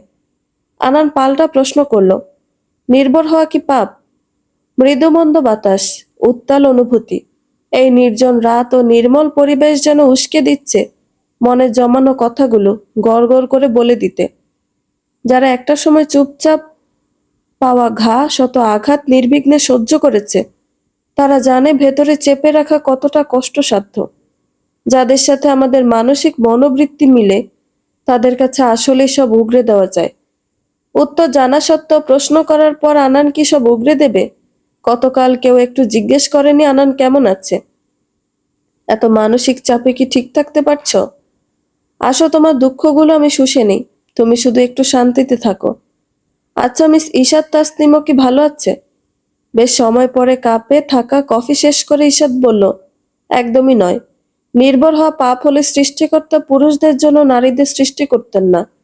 পৃথিবীতে সঙ্গী নামক শব্দটির উৎপত্তি হতো না। জোড়া জোড়া কিছু থাকতো না। তবে সবাই কি নির্ভরযোগ্য হয়? যাদের একবার খুব বাজেভাবে বিশ্বাস ভেঙেছে, তাদের জন্য নির্ভর শব্দটা মুখে আনাও পাপ। এই এক জায়গায় আনার নিজের সাথে পুঙ্খানুপুঙ্খ রিলেট করতে পারছে। কি অবলীলায় বিশ্বস্ত মানুষগুলোই বিশ্বাস ভেঙে গুড়িয়ে দিয়ে চলে যায়। আনান বলল, উপায়? ঈশাত বলল, নিজেকে ওই পর্যায়ে নিয়ে যাওয়া, যে পর্যায়ে গেলে বিশ্বাসঘাতকেরা তীব্রভাবে আফসোস করবে, ঘুম হারাম হবে, জীবনে আসার জন্য ভিক্ষা করবে। আনান বলল, তবে কি সার্থক হবে? ঈশাত স্মিত হেসে বলল, ব্যাপকভাবে। আনানের বেশ ভালো লাগছে। মনে হচ্ছে বুক থেকে ভারী কিছু সরছে। উত্তর জানা, তবু আনন্দ বলল, তাহলে কি অনেক কোটিপতি হতে হবে? সামনে ইটের টুকরা ছিল, ওটা সরিয়ে দিতে দিতে ঈশাত বলল, একদমই না। জানতে হবে ওই মানুষটা কিসের তরে আপনাকে ছেড়ে গেছে। এরপর সব থেকে বেশি যা করতে হবে, ইমোশনালি স্ট্রং হতে হবে, যেন ওই মানুষটার চোখের পানি আপনাকে টলাতে না পারে। এরপর নিজের ওপর ফোকাসড হতে হবে, এমনভাবে হতে হবে যেন ওসব ভেবে ভেবে আপনার নিজেকে বরবাদ করতে মন না চায়।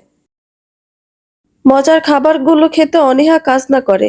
আনন্দ বলল, আপনি কি নিজের উপর ফোকাসড? দম্ভের হাসি হাসলো ঈশাত, বলল, ফুললি। আনান বলল, আপনার বিশ্বাসঘাতকেরা বা কষ্ট দেওয়া মানুষগুলোর সামনে কাঁদলে কি কিছুই হবে না আপনার? হেন প্রশ্ন থমকালো ঈশাত। আসলে হবে কি কিছু?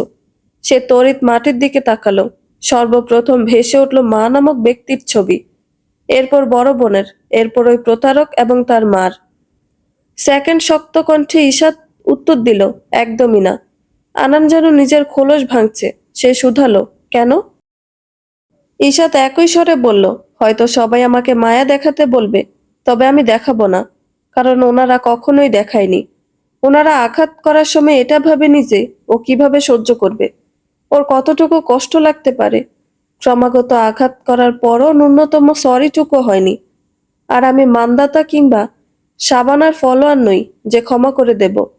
তাই ওদের কিছুই আমাকে টলাতে পারবে না, না আমি টলবো। নিজেকে এখনো অনেক গড়া বাকি আমার। এক একটা শব্দে এবং বাক্যে আনান যেন নিজের ভেতরের জটলাগুলো খুলতে পারছে। তারা উচিত কখনো না টলা, কখনোই না। হুট করে অবচেতন মনে আনান প্রশ্ন করে বসলো, তাহলে আপনার মনে কেউ জায়গা পাবে না? বিশাল আকাশের দিকে তাকিয়ে ঈশাত বলল, কখনো না। আনান যেন ব্যথিত হলো। আবার নীরবতা। ফের আনান জিজ্ঞেস করলো, কোনো কিছু মন মতো না হলে কি হার মানা উচিত? ঈশাত বলল, একদম না। মন মতো না হলে মন মতো করে নেওয়া বা তার চেষ্টা করা উচিত। বলে একটু সামনে জোনাকি পোকা। সে কয়েক কদম এগিয়ে গেছে। পেছনে আনান, তার ঠোঁটে বিশ্বজয়ের হাসি। এইমাত্র মিস ইশাত নিজের অজান্তেই তার আশার আলো জ্বালিয়ে দিল। আনান সামনে থাকা ইশাতের দিকে একমনে চেয়ে বিড়বিড় করে বলল, আপনার ওই কখনো নায়ের দেয়াল আমি ভেঙে ফেলবো মিস ইশাত। আপনার বিশ্বাসের টুকরোগুলোকে নিজের যত্ন দিয়ে জোড়া লাগাবো, আর নিজের বিশ্বাসকে দৃঢ় করব। আপনাকে স্ট্রং পায়রা থেকে বিবাহিত স্ট্রং পায়রা বানাবো। মিস ইশাত তাসনিম থেকে মিসেস ইশাত তাসনিম বানাবো। নিজের করে নেব আপনাকে। প্রেম যত আছে তা বিয়ের পর হবে। আ ভেরি সেন্সিবল পায়রা। এরপর ওরা অফিসে ফিরে গেল নিজেদের সামাজিক অবস্থান, যেখানে তারা শুধুই বস এবং এমপ্লয়ি। আনান ভার্সিটি থেকে ছুটি নিয়েছে, যেখানে বাকি এমপ্লয়িরা খেটে খেটে কাজ করছে। সেখানে তার অনুপস্থিত আরামে থাকা মানায় না। প্রায় 11টা, বাকি যতটুকু উপকরণ ছিল সবটা দিয়েই টেনে টুনে 18% হয়েছে, তাও এক রাতে। অফিসের শ্রমিক, কর্মী, বস সবাই উপস্থিত। এর মধ্যে ইশাত এক কর্মীকে বলল, প্রায় 12টার দিকে শিপমেন্ট। এখন কথা হচ্ছে, সুমন কাকা, আপনি প্লিজ কাছের বলে লুকাবেন না। যা জিজ্ঞেস করব উত্তর দিবেন। এখানে কোম্পানি সম্মান জুড়ে আছে। সুমন মাথা দোলালো। ইশাত বলল, সুজন কাকা চতুর হলো এমন একা করতে পারবে না। আপনাকে কি কোনো ব্যক্তি বা কোম্পানির বা অন্য কিছুর নাম বলেছে? সুমন বলল, না, তবে কইছিল ও নিজের বুদ্ধিতে কিছু বড় করব। সঙ্গে থাকুম কি না আমি কইছি না। হালাল কামাই দুই সাইডটা, তাতেই হয়। অন্যদিকে চোখ দিমু কেন? তবে ওর বড় পোলাটা আছে, মনে হয় ওর লগে। হেরা এক লগে জোট বাইন্দা চোরাচালান করছে বোধহয়। ঈশাদ বাকিদের উদ্দেশ্যে বলল, ওনাকে যারা দেখেছেন তাতে সন্দেহজনক কিছু চোখে পড়েছিল? একজন বলল, উনি শুধু কার্টুনগুলো বারবার উল্টে দেখতেন। আরেকজন বলল, উনি আমার থেকে পরিচিত ট্রাক ড্রাইভারের নাম্বার নিয়েছিলেন, দিয়েছি। ঈশাদ পুলকিত হয়ে বলল, গ্রেট, আপনি ওনাকে ফোন দেন, তাহলেই কিছু জানা যাবে। সে বলল, ওনাকে ঠিক করেনি, অন্য কাজ থাকায়। সবাই আরেকবার আশাহত হলো। ঈশাদ মাথা চুলকে কিছু ভাবলো, ফের বলল, আচ্ছা, আপনার পরিচিত ড্রাইভারের সাথে কি ওনার কথা হয়েছিল? লোকটা মাথা দোলায়, অর্থাৎ কথা হয়েছিল। ঈশাদ বলল, ওনাকে কল দিন। কল রিসিভ হতে লাউডে দিয়ে রেকর্ডিং অন করে সবাই গোল হয়ে শুনছিল। জানা যায়, ট্রাক ড্রাইভারের অন্য অর্ডার থাকায় সুজনের কাজটা তার বন্ধুকে দেয়। 12টায় চোরাচালান করা হবে বন্দরের দিকে। সবার মনে আশার কিরণ দেখা দিল। এবং এইবার ঈশাত সবাইকে মুগ্ধ করে ছাড়লো। সবাই যে যার মতো বন্দরের উদ্দেশ্যে বের হতে ঈশাত আনানকে বলল, আমরা পৌঁছতে পৌঁছতে যদি কিছু হয়, আপনার পরিচিত ডিআইজি কিংবা পুলিশ ফোর্সকে ওখানে যেতে বলুন, তাহলে আরো জোরদার হবে। চুরি করেছে ওরা। আসলে এটা আনানের মাথায় আসলো, ছুটে গেছিল। 4 সিএনজি লোড হতে ঈশাত নিজের জন্য রিক্সা ডাকতে আনান সবার সামনেই বলল, আমার সঙ্গে আসুন, আপনার থেকে অ্যাকাউন্টসের বিষয় জানার আছে। বলেই গট গট পায়ে গাড়িতে উঠে স্টার্ট দিল। ঈশাত মানা করারও সুযোগ পেল না, অগত্যা উঠে বসলো গাড়িতে। আনান ড্রাইভ করতে করতে বলল, ডিটেকটিভ হওয়ার ছিল নাকি? ঈশাত স্মিথ হেসে বলল, আমি ছোট থেকেই সিআইডির ভক্ত ছিলাম, তাই এমন জট খুলতে আমার ভালো লাগে। কলেজে থাকতে কতজনের পত্রপ্রেমিক শনাক্ত করে দিয়েছি। আনান মুস্কি হাসলো, বিড়বিড় করে বলল, আমার আপনার প্রতি এই নামহীন অনুভূতিও এক ঝটকায় আপনি শনাক্ত করেছেন, যা 2 মাসে আমিও পারিনি। আনান বলল, ডিআইজি পরিচিত কেমনে জেনেছেন? ঈশাদ বলল, অফিসের সবাই বলা বলি করত। আনান বলল, মাস্টার্সের ক্লাস কেমন চলছে? ঈশাদ বলল, ভালোই, আমাদের তো প্রাইভেটের মতো অত কড়া করে ক্লাস হয় না, গিয়েছি মাত্র 3 দিন। আনান বলল, তাহলে কিভাবে করছেন স্টাডি? ঈশাদ বলল, টুকটাক তো জানি, বাকিগুলো অনলাইন কোচিংয়ে ভর্তি হয়েছে। আনান বলল, আপনার টাইম ম্যানেজমেন্ট ভালোই। ঈশাদ ধিমি আওয়াজে বলল, কি করব, কিছু করার থাকে না তাই। আনানের মায়া লাগলো বেশ। মেয়েটা পরিবারের থেকে দূরে একা একা সংগ্রাম করছে। পরিবারের মানুষ, ভাই বোন কেমন অবহেলা করে বড় করেছে।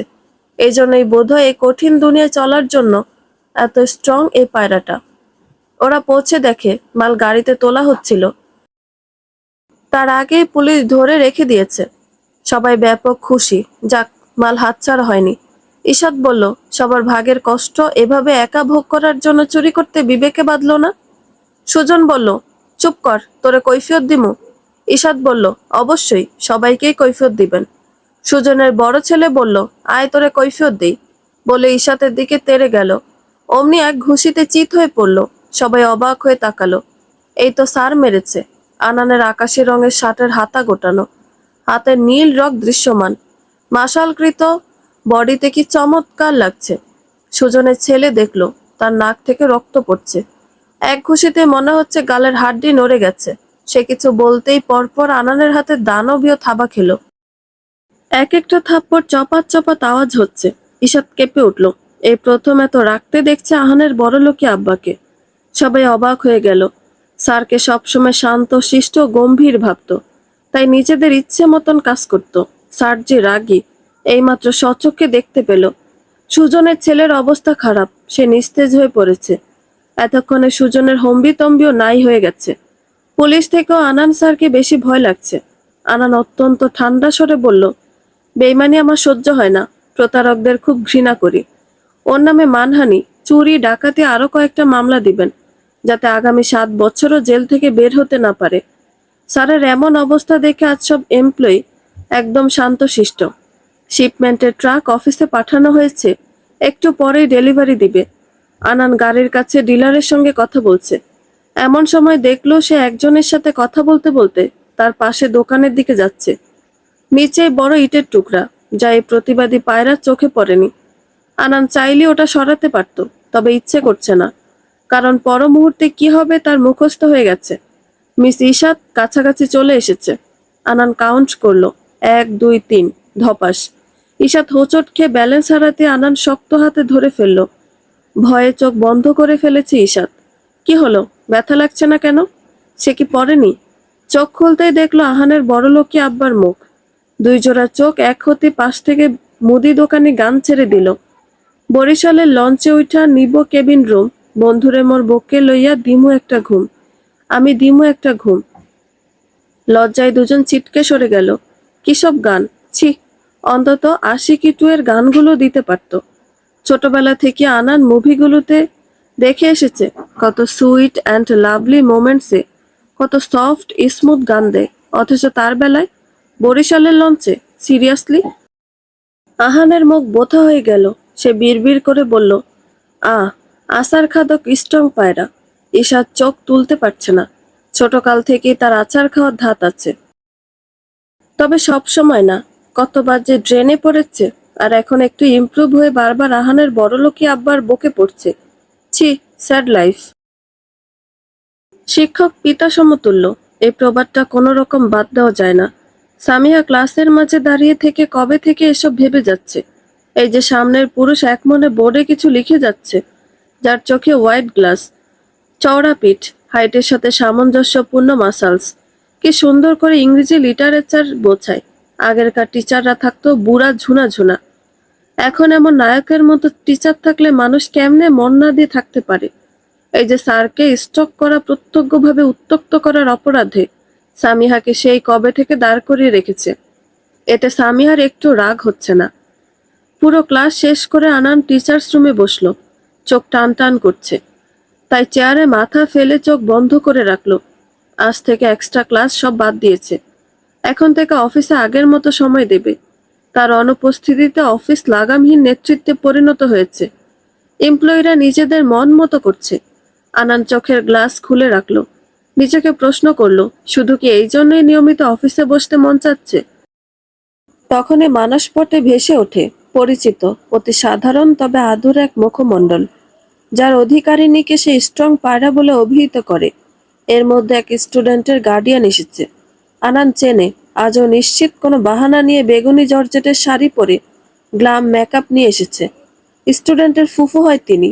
এমন সময় আনান খুব অসহায় বোধ করে। এতদিন তার বউ নিয়ে কানাঘুষা হতো যে কেন সোশ্যাল মিডিয়া বা অন্য কোথাও স্যারকে একা দেখা যায়, স্যারের বউ নেই। আর আজ সামিহা নামের মেয়েটা কেমনে যেন জানলো। এরপর হাওয়ার বেগে ছড়িয়ে পড়লো স্যারের ডিভোর্স হয়েছে, 3 বছর হয়েছে। আর ওরা একজনের নামে এসব বিভ্রান্তিকর কথা ছড়িয়ে কি পায়? মহিলা এক কথায় দুই কথায় ব্যক্তিগত প্রশ্ন শুরু করলে আনান আগাম বার্তা ছাড়া উঠে চলে যায়। গতবার ঈশাত তাসনিম নামক মেয়েটির কাছে সে কিভাবে শক্ত ও অনেক ফোকাসড হবে সেই বিষয়ে ভালো জ্ঞান পেয়েছে। অ্যাপ্লাই না করলে চলে, সে আগে ভীত হতো, সম্মানের ভয় করত। তবে ঈশাত তাসনিমকে দেখে সে অনুপ্রাণিত হয়। এই বয়সে বউ না থাকা কোনো পাপ নয়। সুন্দর করে ড্রেসড আপ করে চলে, নিজের ভালোর জন্য অন্যকে না বলতে শেখা কোনো প্রকার দোষের মধ্যে পড়ে না। তবে আনান কেন ভয়ে চলবে? পারলে ঈশাত তাসনিমকে গিয়ে বলবে, আপনি তো সবাইকে সাহায্য করেন, সব জায়গায় প্রতিবাদ করেন, আমি বউহীনতায় ভুগছি, আপনি আমায় প্লিজ তিন কবুল বলে সবার তিরস্কার থেকে বাঁচান। একটু ভালোবাসুন আমায়, একটু ভালো রাখুন, ওরা আমায় ভালো থাকতে দেয় না। ঈশাতের হাতে আজ বোনাস এসেছে, ভালোই অ্যামাউন্ট, তার উপর এক্সট্রা পেয়েছে, কারণ শুরু থেকে তার জন্যই সবাই কাজ করার মনোবল পেয়েছে। ডিলটাও ফুলফিল হয়েছে। অথচ একটা সময় ঈশাত ঠিকমতো কথাও বলতে পারত না, হাত ঘেমে যেত, বুক ধড়ফড় করত। শুধুমাত্র শক্ত মনোবলই তাকে আজকের ঈশাত বানিয়েছে। সে যখন অনার্স দ্বিতীয় বর্ষে, তখন মেজ আপুর আগানোর নেওয়ার শখ ছিল। ঈশাত ভেবেছিল নিজে দিবে জন্মদিনে, তাতে যদি আপুর মন একটু গলে। এই কারণেই সে পার্ট টাইম জব নেয় একটা আপুর কফি শপে। বাসায় কেউ জানতো না, কলেজের নাম করে কাজ করত। এরপর ভাইদের বার্থডের জন্য অনেক কিছু দেওয়ার শখ ছিল। আপুকে এত কষ্টের টাকা দিয়ে আগানোর গিফট করলে আপু মাকে বলে, এতগুলো টাকা ঈশাত কেমনে পেয়েছে, নিশ্চয়ই চুরি করেছে। এসব বলে ঈশাতের ওপর মানসিক নির্যাতন করত। এরপর তো বিয়ে হয়ে গেছে, আর কাজ করার সুযোগ কই। কিন্তু তখনকার ওই অভিজ্ঞতা আজ কাজে লেগেছে। ভাগ্যিস যুদ্ধ করে কম্পিউটার কোর্সেও ভর্তি হয়েছিল। কলেজ থেকে শিক্ষা সফরে রাঙামাটি যাবে। এরপর থেকে ঈশাতের খুশির শেষ নেই। তার তেমন কোথাও যাওয়া হয়নি। বান্ধবীরা বলতো বিয়ের পর জামাই নিয়ে যাবে, আর সে জামাই পৃথিবীতে নরক থেকে ঘুরিয়ে নিয়ে আসছে। এখন আর ঈশাতের ঠেকা নেই। আগে বাবা মায়ের ভয়ে শিক্ষা সফরের নামও বলতে পারতো না। আজ ঈশাতের গার্ডিয়ান ঈশাতি। সে মুরগির মাংস দিয়ে মোমো বানালো। গতদিন আহানকে পড়িয়ে আসার সময় একটা ফ্রাই প্যান কিনেছে। এটা কিনার পরে খুশিতে দুটো চিপস খেতে খেতে হোস্টেলে এসেছে। ইদানিং হোস্টেলের এই রুমটায় যে শান্তি বিরাজ করে, গত দুটো বাড়িতে থেকেও ঈশা তেমন অনুভব করেনি। অথচ নিজের সবটা দিয়ে ওদের ভালো রাখতে চেয়েছিল, কিন্তু এখন নিজেকে ভালো রাখবে সে। মোটামুটি 30টার মতো মোমো করলো, 2 রকম সস বানালো, গরিবের সস আর কি। রুমমেট ও সেতু সহ পরিচিত সবাইকে ডেকে আনলো। সবাই একসাথে আড্ডা দেওয়ার সময়টা ঈশাতের খুব ভালো লাগে। একটা সময় এমন সম্পর্ক সে বড় বোনের কাছে চেয়েছিল, পায়নি তো। তবে সে বড় হবার পরে ছোটদের ভরসা স্থল হবার চেষ্টা করে। এই যে সেতু সহ আরো কয়জন জুনিয়র ঈশাতের জন্য পাগল। সবাই মিলে ঝালমুড়ি বানালো, এরপর বাঙালির আবেগ চা বানালো। এটা ছাড়া আড্ডা জমে? ঈশাত আয়নার সামনে দাঁড়িয়ে নিজেকে দেখলো, সাদা রঙের বিভিন্ন ফুলের মিশ্রণে কুর্তি পরনে। এটা যে পছন্দ হয়েছিল তখন টাকা ছিল না, পরে আপুটাকে অনুনয় করে 200 টাকা অ্যাডভান্স দিয়ে 3 দিন পর নিয়েছে। সেই সাথে পরেছে লুজ জিন্স। এরপর চুলগুলোকে ঝুটি করে ফেললো, কানে ছোট ছোট টপ পরলো। মুখে নিভিয়া ক্রিম দিয়েই লাগছে, আর কিছু দিলে এই লুকটা নষ্ট হবে। তাই একদম হালকা লিপস্টিক দিয়ে বের হলো মার্কেটের উদ্দেশ্যে, শিক্ষা সফরের জন্য কেনাকাটা করতে। মার্কেটের সেকেন্ড ফ্লোরে গিয়ে সানগ্লাস দেখলো, কি যে সুন্দর। সে কখনো সানগ্লাস পরেনি, লজ্জা লাগছে, আবার কিনতেও মন চাচ্ছে। সানগ্লাস তাকে বেশ মানিয়েছে। জুয়েলারি দোকানে আসতেই দেখতে পেল পরিচিত মুখ, তাও বহুদিন পর। তার বড় ভাইয়ের বউ। ঈশাতের চোখে চোখ পড়া মাত্রই ফিরিয়ে নিল সে। ভাবি ড্যাব ড্যাব করে দেখে গেল ঈশাতকে। এই ঈশাত আগের ঈশাত নয়, নতুন কেউ। পা থেকে মাথা পর্যন্ত চেঞ্জ। আগে 8 পরে 3 পিস পরে থাকা ঈশাত এখন একদম স্টাইলিশ কুর্তি, জিন্সে ইনফর্মাল লুকে। ঈশাতের ঠোঁটে ক্রূর হাসি। সে ভাবিকে দেখিয়ে দোকানে লিপস্টিক ট্রাই করলো। দরকার নেই, তবু 3টে নিল, সুন্দর কালারের, ভালো ব্র্যান্ডের। একটি রুমমেটকে দিবে। এই মেয়েটা ঈশাতের জন্য অনেক করেছে। ঈশাত শর্ট লুজ কুর্তি আর লং টপস নিল, ঘড়ি নিল, স্নিকার্স নিল 1 জোড়া, নর্মাল জুতা নিল। 2 হাতে মোটামুটি শপিং। ঈশাতের মনে পৈশাচিক আনন্দ। নিশ্চিত ভেবেছিল ওরা ঈশাতকে ফেলে দিলে ঈশাত কাঁদতে কাঁদতে মরে যাবে। এখন নিশ্চয়ই দেখছে আর জ্বলছে। ওরে কি মজা! আগে ভাবি আর বড় আপু শপিং এ গেলে ঈশাদকে জানাতো না। ঈশাদও যে একটা মানুষ তা গণ্য করতো না। সে দামি বাটার স্কচ আইসক্রিম নিল, ভাবিকে দেখিয়ে হেলে দুলে লিফট দিয়ে নামলো। নিশ্চিত এই খবর বড় আপুর কানে যাবে। উফ, ওদের জেলাসি রিয়াকশন কি হবে ঈশাতের ভাবতেই ভালো লাগায় চেয়ে যাচ্ছে মন। এখনো শপিং না করে পুরোটা সময় ড্যাব ড্যাব করে দেখে গেছে ভাবি তাকে। শপিং করে আজ আহানকে একটু দেরি করে পড়াতে এসেছে সে। পরনে সেই কুর্তি। আহান দেখিয়ে বলল, ম্যাম খুব সুন্দর লাগছে। ঈশাত আপ্লুত হলো। আহানের গাল টেনে বলল, ধন্যবাদ। আহান পড়তে বসলো। এমন গুটি গুটি পায়ে এলো ছোট্ট পুতুল। নাম তার রহনা তাজওয়ার। সে এসে ঈশাতকে হুকুম করলো, এই এই কুলে কুলে। ঈশাত হেসে কোলে তুললে সে আহানের সব বই উল্টে পাল্টে দিচ্ছে। ঈশাত হেসে গলায় নাক ঘষে দিল। মেয়েটা এত আদুরে, একদম দিনা বেগমের মতো। অহনা এবার ঈশাতের দিকে ফিরে চুমুতে চুমুতে ঈশাতের মুখে লালা মাখিয়ে দিল। ঈশাত হেসে উঠল। এমন করার কারণ হচ্ছে ওকে আহানের বই ধরতে দেওয়া। আহান বই সরিয়ে নিল, অহনা বকা দিল, এই। ঈশাত আহান শব্দ করে হেসে দিল, বুড়ি একটা। আর দ্বিতীয় তলা থেকে ওদের এই মিষ্টি মুহূর্ত শান্ত চোখে অবলোকন করলো আনান তাজওয়ার। কত সুন্দর লাগছে এই তিনজনকে। আচ্ছা মিস ঈশাত কি তার দুটো ছানাকে নিজের জীবনে অ্যাকসেপ্ট করবে? সে কি ওই কখনো নায়ের দেওয়ালটা ভাঙতে পারবে? ঈশাত আজ ভ্যানিলা রঙের কোটা শাড়ি পরছে, গাঢ় ম্যাজেন্ডা রঙের ব্লাউজ দিয়ে। শাড়িটা এত চোখ ধাঁধানো, এর আগে তেমন শাড়ি পরা হয়নি। আজ অহনার দ্বিতীয় জন্মদিন, সে যেতে চায়নি, কিন্তু দিনা বেগম একদম ধরে বেঁধে বারবার বলেছেন। ঈশাত বলেছে মানুষজনের ভেতরে সে যেতে চায় না। তাই দিনা বেগম বলেছেন কোনো মানুষজন হবে না, আনানের বন্ধুদের বলা হয়েছে, তাও সন্ধ্যায়। তাই সে যেন বিকালে দেখা দিয়ে যায়। তাই ঈশাত ভেবেছে শাড়ি পরার কোনো অকেশন পায় না, এখন পরলে ক্ষতি কি। ওদের দেখা দিয়ে আশপাশ নার্সারিতে ঘুরবে সে। অহনার জন্য এক সেট জামা ও একটা টেডি নিল সে। আনানের জনসমাগম পছন্দ নয়। ছোট থেকে সে এসব থেকে দূরে থেকে বড় হয়েছে। তাই বাচ্চাদের স্মৃতির জন্য ছোটখাটো আয়োজন। সে সিঁড়ি দিয়ে নামতে গিয়ে থমকে গেল। এ কে? তার সামনে যেন কোনো অপ্সরী দাঁড়িয়ে আছে। অতি সাধারণের মধ্যে অসাধারণ। স্ট্রং পায়রা আজ খোলা চুলে এবং শাড়িতে নিজেকে আবৃত করেছে। শাড়ির রংটা কেমন কামড়ে ধরেছে। অমন হাস্যোজ্জ্বল মুখে এই যুবতীকে কতটা স্নিগ্ধ লাগছে সে কি জানে? আনানের ভেতরে অনুভূতির ঝড়। জীবনের 34 বসন্তে এসে একই নারীর এত এত রূপ এসে এত এত বৈশিষ্ট্যে আনান কত মুগ্ধ হচ্ছে, কতটা প্রভাব বিস্তার করছে আনানের মনে। তাই এই প্রতিবাদী নারীটিকে কেউ একটু বলে আসুক। জয় সরু চোখে বন্ধুকে দেখে যাচ্ছে।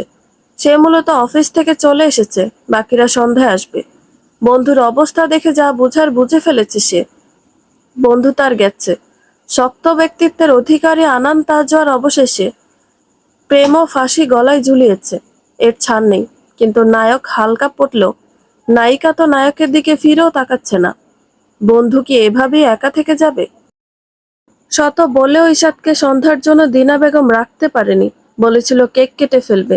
আনানো চেয়েছিল, তবে মানুষ কম, বাচ্চাদের খুশি নষ্ট হবে বলে ঈশাদ মানা করেছে। ঈশাদ আজ মুক্তপঙ্খী। তার বহুদিনের ইচ্ছা ছিল সানসেট দেখার। সে একটা আবাসিক এলাকার রিক্সা ঠিক করেছে। বলেছে রিক্সাওয়ালা মামা যত চায় দিবে, তবে এই মুহূর্তটা তার উপভোগ করতে হবে। স্মৃতির বাক্সে বন্দি করতে হবে, যাতে খারাপ স্মৃতি সব ভুলে যায়। গাছপালায় ঘেরা খোলার মাঠের দিকে রিকশায় চড়ে সূর্যাস্ত দেখতে দেখতে হাতে ঝালমুড়ি নিয়ে এই দুর্দান্ত সময় ঈশাত উপভোগ করছে।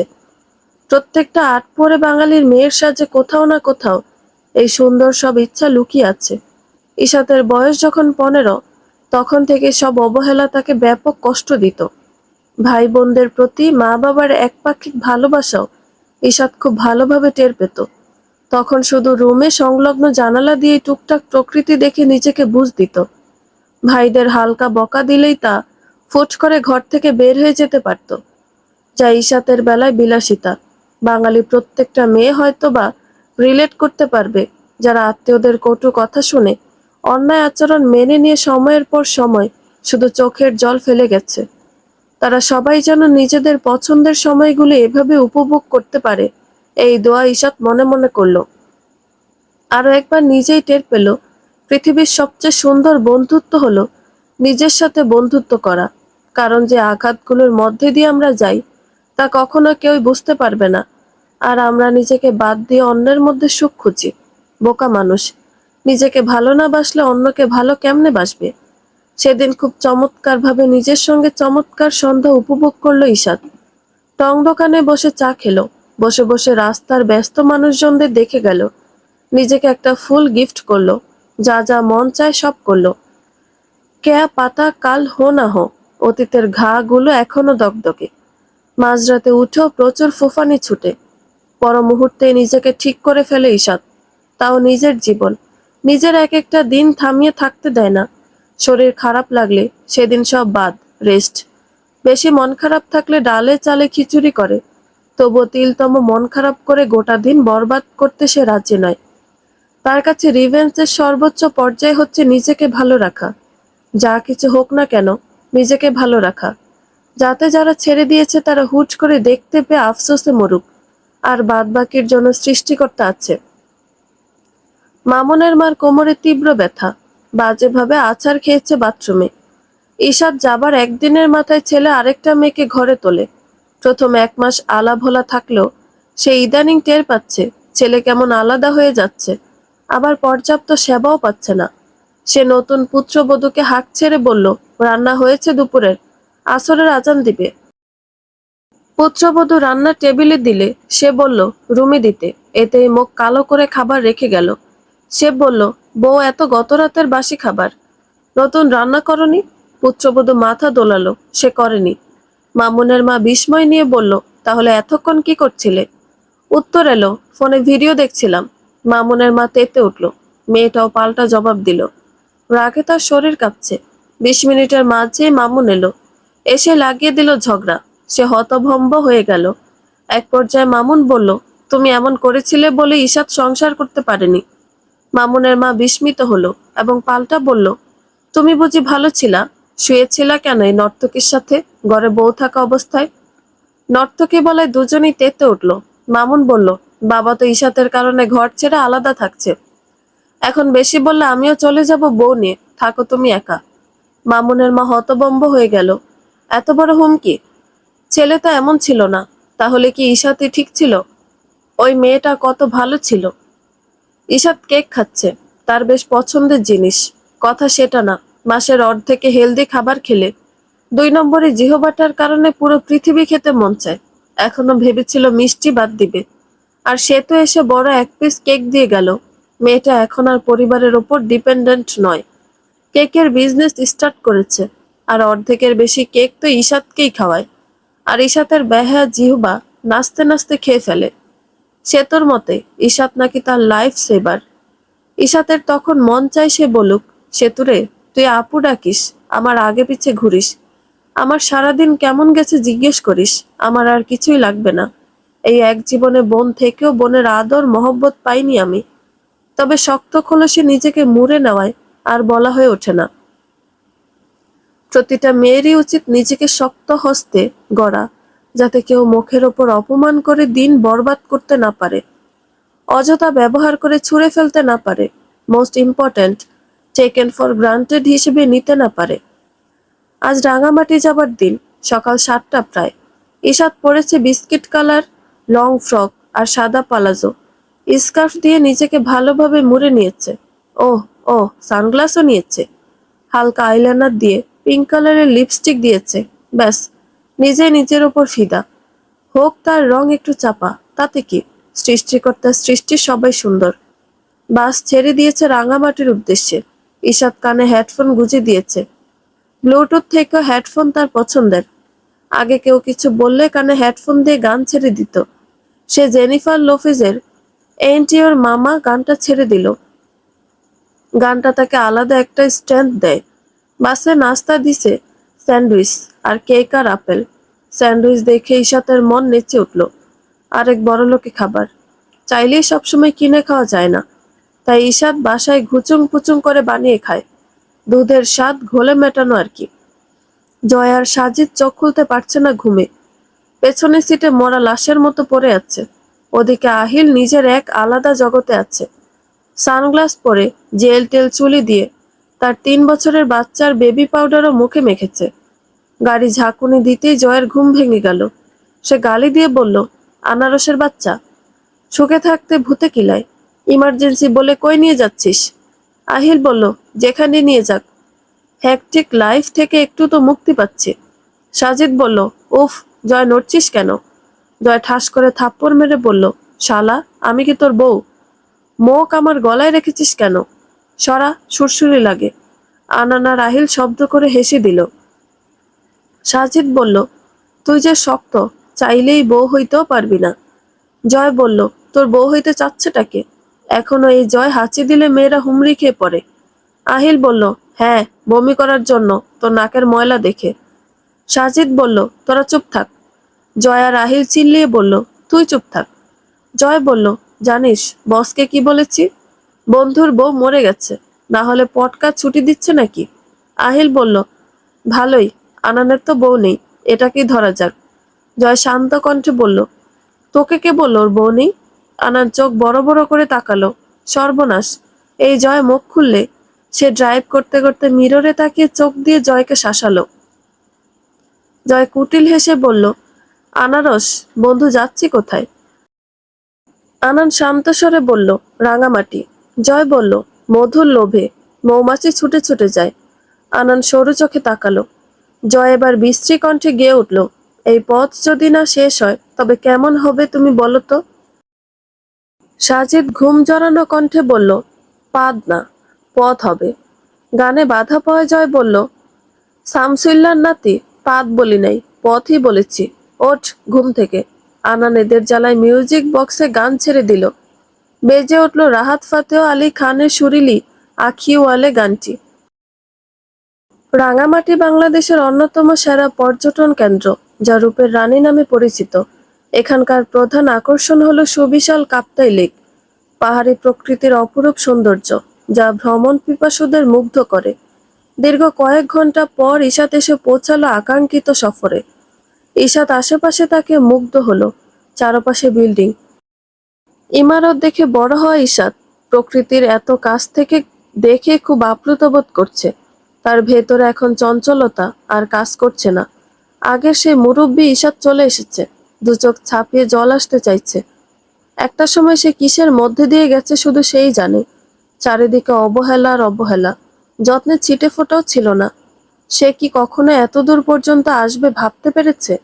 তখন যদি জীবন ত্যাগের পদক্ষেপটা নিত, নিজের পাশে নিজে না থেকে নরম ভঙ্গুর হয়ে থাকতো, তবে কি কখনোই জানতো এই ঈশাতের কত চমৎকার গুণ আছে? কখনোই না। জীবনে ধাক্কাটা বোধহয় জরুরি ছিল, কি জানি। না হয় এই তো, সবাই যেখানে ডোন্ট কেয়ার টাইপ ভাব নিচ্ছে, সেখানে ওর এত ভালো লাগছে কেন? সবার সাথে কি জীবন মিলে? তার থেকে উচ্চ পর্যায়ে মানুষ যেমন আছে, নিম্ন পর্যায়েরও তো আছে। ওই যে সামনে ছোট মেয়েটা পানি বিক্রির জন্য জনে জনে খোঁজ করছে। বয়স কতই বা হবে ওর? এর চেয়ে ঈশা ঢের ভালো আছে। চলার পথে দুর্বল হয়ে যাওয়া খারাপ কিছু না। খারাপ হচ্ছে হাল ছেড়ে দেওয়া, আর উত্তম হচ্ছে নিজের দুর্বলতাকে সবলতায় পরিণত করা। ঈশাদ সেই চমৎকার গুণটা আয়ত্ত করতে পেরেছে। সেকেন্ডে লম্বা এক শ্বাস নিয়ে এগিয়ে গেল। ছুঁয়ে ছুঁয়ে খুব কাছ থেকে সব দেখতে লাগলো। বন্দি পাখি যখন খাঁচা থেকে মুক্ত হয়, তখন সে একমাত্র জানে মুক্তির স্বাদ কি। তদ্রূপ ঈশাতি জানে তার অনুভূতি কি। জয় এতদিন জমানো বোমাটা ফাটাতে আহিল ও সাজিদের রিয়াকশন ছিল এটা। জয় বলল, হ্যাঁ রে ভাই, আমাদের আনার কলিজা তার কলিজায় অন্য কলিজাকে বসিয়েছে। তলে তলে শুধু টেম্পো নয়, বাস, ট্রাক, ফেরারি সব চালিয়েছে। আহিল বলল, আসলেই তো, ভুল দেখিসনি তো? জয় বলল, আরে সিঁড়িতে আছাড় খেত আমি না সামলালে। শাড়ি পরা অবস্থায় দেখে তো যেন এই দুনিয়ায় ছিলই না, কেমন ড্যাব ড্যাব করে তাকিয়েছিল। আনান সরু চোখে তাকালো। সাজিদ বলল, আহানকে পরাচ্ছে নতুন টি শার্টটা না? জয় মাথা দোলালো। সাজিদ বলল, আমি দেখেছিলাম তো, তবে মেয়ে হিসেবে রং একটু চাপা। আনান ভ্রু কুঁচকে তাকালো। এতক্ষণ চুপ থাকলো, এখন বলল, কেমন আছে তাতেই পারফেক্ট। আর তুই দেখেছিস, তখন ডাল ব্লু জামা পরেছিল, তাই এমন লেগেছে। মিষ্টি রঙের জামাটা অনেক ব্রাইট লাগে। ওহ হো, তিনজনে একযোগে হেসে উঠল। সাজিদ বলল, মামা, এই তো গেছে। আহিল বলল, পুরাই গেছে। আনানের মুখভঙ্গি পুরাই গম্ভীর। ছেলে থেকে শুনেছিল, প্লাস অফিস থেকে ছুটি নিয়েছে রাঙামাটি যাবে বলে। ব্যাস, আনান চলে এসেছে, তবে খুঁজবে কোথায়? ক্রমশ চেহারা কঠিন হচ্ছে তার। বন্ধুরা পুরা রাস্তায় খিল্লি উড়ালেও এখন ভদ্র হয়ে আছে, কারণ তাদের আনারের মেজাজ খারাপ। 19-20 হলেই এই বয়সে তুলে আছাড় মারবে। আগে এমন কঠিন আনান ছিল না, কিন্তু কাছের মানুষের প্রতারণায় দিন দিন এমন হয়ে গেছে। আনান তাদের জন্য ল্যামনেট অর্ডার দিয়েছে, আর যেহেতু ও এনেছে তাই পকেট খসবেও তার থেকে। আহিলের বুঝে আসে না, বরফ পানিতে 2টা লেবুর ফোঁটা দেবে। এটা তো লেবুর শরবত, জন্মের পর থেকে খেয়ে আসছে। কোথায় নাম দিবে লেমন জুস, তা না, লেমনেট বলে 200 টাকা মেরে দিচ্ছে। আনানের ভয়ে দুটো গালিও দিতে পারছে না। আনান বাইনাকুলার দিয়ে দেখছে, যদি দেখা মেলে। মন বলছে দেখা হবেই ওই শক্ত ব্যক্তিত্বের অধিকারিণীর সাথে। এই ভাই, ল্যামনেট নাকি 200 টাকা, মানে দিন দুপুরে ডাকাতি? অতি পরিচিত কণ্ঠ শুনতেই আনান তড়িৎ পেছনে তাকালো। এই তো সেই পরিচিত মুখ, যার জন্য নিজের স্বভাবের বাইরে গিয়ে সব কাজ আকাশে তুলে বন্ধুদের ধরে বেঁধে এতদূর নিয়ে এসেছে। মতের মিল হতেই আহিল হৈ হৈ করে উঠে বলল, একদম একদম, মানে সারা জীবন ধরে লেবুর শরবত খেয়ে এসে এখন লেমনেড নাম দিচ্ছে। ঈশাদ বলল, ওটাই তো, ডাকাতের জমানায় এসে গেছি। আনান দেখে গেল স্নিগ্ধ, সতেজ, চঞ্চলতায় ঘেরা মুখটা। ঈশাদ হুট করে আনানের দিকে চোখ যেতে সে অবাক হয়ে গেল। ঈশাদ বলল, স্যার, আপনিও বেড়াতে এসেছেন বুঝি? আহা, নহনা এসেছে? আনান বলল, না, ওরা আসেনি। বন্ধুরা হাত পা ধরে কেঁদে কেটে জোর করে নিয়ে এসেছে আমাকে। আনানের কথা শুনে ওদের তিনজনের লেবুর শরবত থোক্কো ল্যামনেট গলায় আটকে কেসে উঠল। জয়, আহিল ও সাজির চোখ বড় বড় করে তাকালো। ফুলের মতো পবিত্র আনান কিনা দিন দুপুরে এমন ডাহা মিথ্যা কথা ছুটছে। কুশল বিনিময় করে ঈশাদ চলে গেল। আনান বন্ধুদের পাশে 2 পা ছড়িয়ে ল্যামনেট খেতে লাগলো। তার মুখের কাঠিন্যতা সরে গিয়ে এখন মৃদু হাসি। এক্সকে যেভাবে আমরা ইগনোর করি, ওভাবে বন্ধুদের চাহনিও আনান উপেক্ষা করলো। সাজিদ বলল, বাপ, ভাই, প্লিজ বল, কিভাবে হলো? জয় গাধা জানে, আর আমরা জানি না। আনান হেসে শার্টের ওপরের বোতাম খুলে ফেলল। তাকে ভার্সিটি লেকচারার আর লাগছে না। সে বলল, it happened before I realise what it is actually. আমি বোঝার আগে হারিয়ে গিয়েছিলাম ঈশাদ তাসনিম নামের অতল সমুদ্রে। শুধু কয়েকদিনে বুঝেছি নিস্তার নেই, আমার নিস্তার নেই অনুভূতিগুলো থেকে। আমায় যেন জীবন্ত করে তোলে ঈশাদ তাসনিম নামের অনুভূতিগুলো। আহিল বলল, আর ঘুরাস না বাপ, বল এবার কেমনে তোর মতো লোহমানব প্রেমের বালুতে পিছলা খেয়েছে? প্লিজ বল, না হয় আমি ল্যামনেট খেয়ে সুইসাইড করব বলে দিলাম। আনান বলল, সত্যি বলতে প্রথম প্রথম নর্মালি ছেলে টিচার ছিল, তাই অতটা চোখে পড়েনি। তবে ভেতরে ভেতর ওর প্রতিবাদী সত্তা আমার এত ভালো লাগতো। প্রথমবার যেদিন দেখা হয়েছিল সেদিন। না, সে ছেলে টিচার ছিল না, এমপ্লয়ি, শুধু একজন সাধারণ মানুষ, যে আমায় ফ্রড এবং মানুষের রোষ থেকে বাঁচিয়েছে। এরপর থেকেই কাহিনী শুরু। ধীরে ধীরে এই মেয়েটার প্রত্যেকটা রূপ আমার ভেতরে শক্ত খোলসকে টলাতে লাগলো। ব্যাস, নিজের অজান্তে মন দিয়ে বসলাম এই ঈশাদ তাসনিম নামক ভীষণ চমৎকার মেয়েটিকে। জয় পিঠ চাপড়ে বলল, সো হ্যাপি ফর ইউ, অবশেষে তোর সিঙ্গেল থাকার তকমাটা গুছবে। আহিল ন্যাকা কান্না করে বলল, সেই দিন এসে ছোট্ট আনানো প্রেমে পড়ে গেছে। আহ, জয় বলল, ঢং, নিজেই তো ওর গতি করানোর জন্য উঠে পড়ে লাগতি। আহিল বলল, তো চাইব না? ও সিঙ্গেল বলে একটু সাংসারিক বদনামও করতে পারতাম না। জয় বলল, এখনো পারবি না, যা প্রতিবাদী ওর বউ, ঠুক্কু, হবু বউ, মেরে বংশের বাতি নিভিয়ে দিবে। আনান হেসে দিল। আহিল বলল, ও হাসছে, ও আমাদের আনান হতেই পারে না। জয় বলল, হ্যাঁ, ও ঈশাতের আনান। কিরে সাজিদ ভাইয়া, চুপ কেন? সাজিদ বলল, ভাবছি যে পাহাড় এত বছরও আমার বোন টলাতে পারল না, 3 মাসে এই মেয়ে টলিয়েছে। বুঝতেই সাধারণ কেউ নয়। এর মধ্যে হুট করে আনান চোখ মুখ শক্ত করে সরু চোখে তাকালো অদূরে ঈশাতের পানে, যে একটা ছেলের সাথে কথা বলছে। ব্যাপারটা কেন যেন আননের ভালো লাগছে না।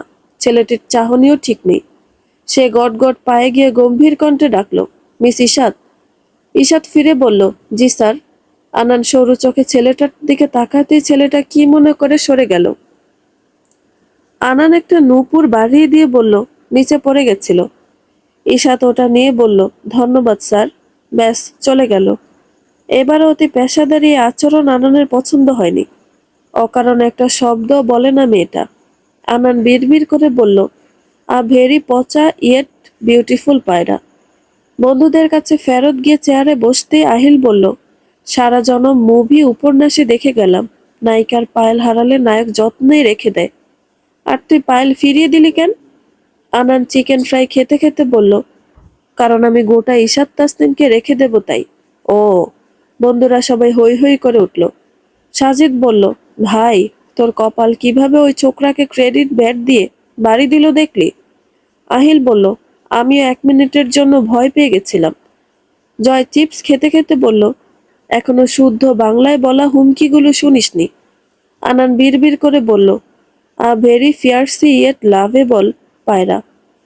আহিল দুঃখ করে বলল, আহারে, আমাদের আহানের আর ফাদার তেরেসা হয়ে ওঠা হলো না রে। সবাই শব্দ করে হেসে দিল। ক্লাসমেটদের সাথে হাঁটছে ঈশাদ। আজ খুব ছবি তুলেছে সে। এর আগে কখনোই ছবি তোলেনি তেমন একটা। স্মৃতি হিসেবে রেখে দিয়েছে এই সুন্দর মুহূর্তগুলো। হাঁটতে হাঁটতে পরিচিত মুখ চোখে পড়ল ঈশাতের। মামুনের বাবা। লোকটি ঈশাদকে দেখে দৌড়ে এলো। ঈশাদ কুশল বিনিময় করলো। লোকটি বলল, আমার মেয়ে কেমন আছিস মা? বাবাকে একদম ভুলে গিয়েছিস? ঈশাদ গাল ভরে হেসে বলল, একদম না বাবা। কেমনে ভুলি যে মানুষটার জন্য প্রতিকূল পরিস্থিতিতে পড়াশোনা চালিয়ে যেতে পেরেছি। তুমি আমায় কেমন দেখছো? লোকটি মাথায় হাত রেখে বলল, দেখছি রে, খুব হাসি খুশি ঈশাদকে। আমি তো প্রথমে চিনতেও পারিনি। একা এসেছিস? ঈশাদ বলল, শিক্ষা সফরে এসেছি। মাস্টার্সে ভর্তি হয়েছি আমি। তুমি কেমন আছো? কার সঙ্গে এসেছো? লোকটি বলল, তোকে দেখে খুব ভালো আছি। তুই চলে আসার পর এত অপরাধ বোধ হচ্ছিল, বাসা ছেড়ে এসেছি। সঙ্গে ওই কুলাঙ্গারকেও। তবে বেশ ভালো আছি। বন্ধুদের সাথে এসেছি। ঈশাত অবাক হয়ে বলল, বাসা ছেড়ে দিয়েছ? যোগাযোগ নেই? থাকছো কই? লোকটি বলল, উত্তর পাশের ফ্ল্যাটে। তোকে তো কত বললাম একা যাস না, আমি দেখব, কিন্তু তুই আমার সাহায্য নিসনি। আর ওদের ছেড়ে বেশ শান্তিতে আছি। অনেক দিয়েছি সংসারকে। কখনো উঁচু গলায় স্ত্রী সন্তানের সাথে কথা বলিনি।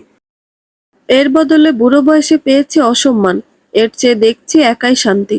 ঘুরছি ফিরছি খাচ্ছি। ঈশাদ হেসে বলল, আসো বাবা, আসো। দেখেছ, ভাই মিলে কত আমাদের। এই একাকিত্বকে আমরা নিজেদের দুর্বলতা নয়, শক্তি করে নিয়েছি। লোকটি বলল, বেশ শান্তি লাগছে রে মা, তোকে এভাবে প্রাণোচ্ছল দেখে। বুক ভরে দোয়া তোর জন্য। ঈশাদ বলল, এই খুশিতে চলো তোমায় সহ আঙ্কেলদের ট্রিট দিই।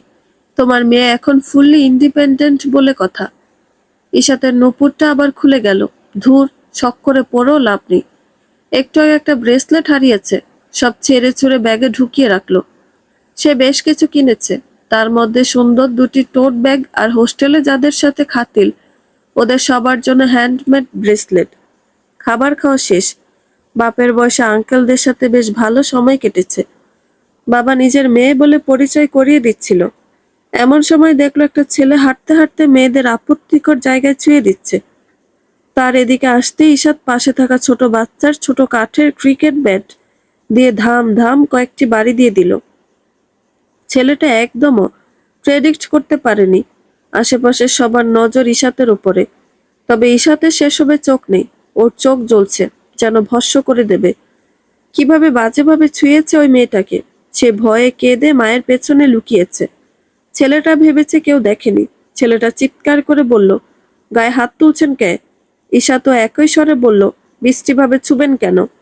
ছেলেটা বলল, তাতে তোর কি? বলে ঈশাতের দিকে তেড়ে যেতে মামুনের বাবা জহির সাহেব ও তার বন্ধুরা এগিয়ে আসার আগে এক বলিষ্ঠ হাতের থাবা খেয়ে ছেলেটা ছিটকে পড়ল। ঈশাত অবাক হয়ে তাকাতেই দেখল এ তার বস, আহানের বড়লোকি আব্বা, আনান তাজওয়ার।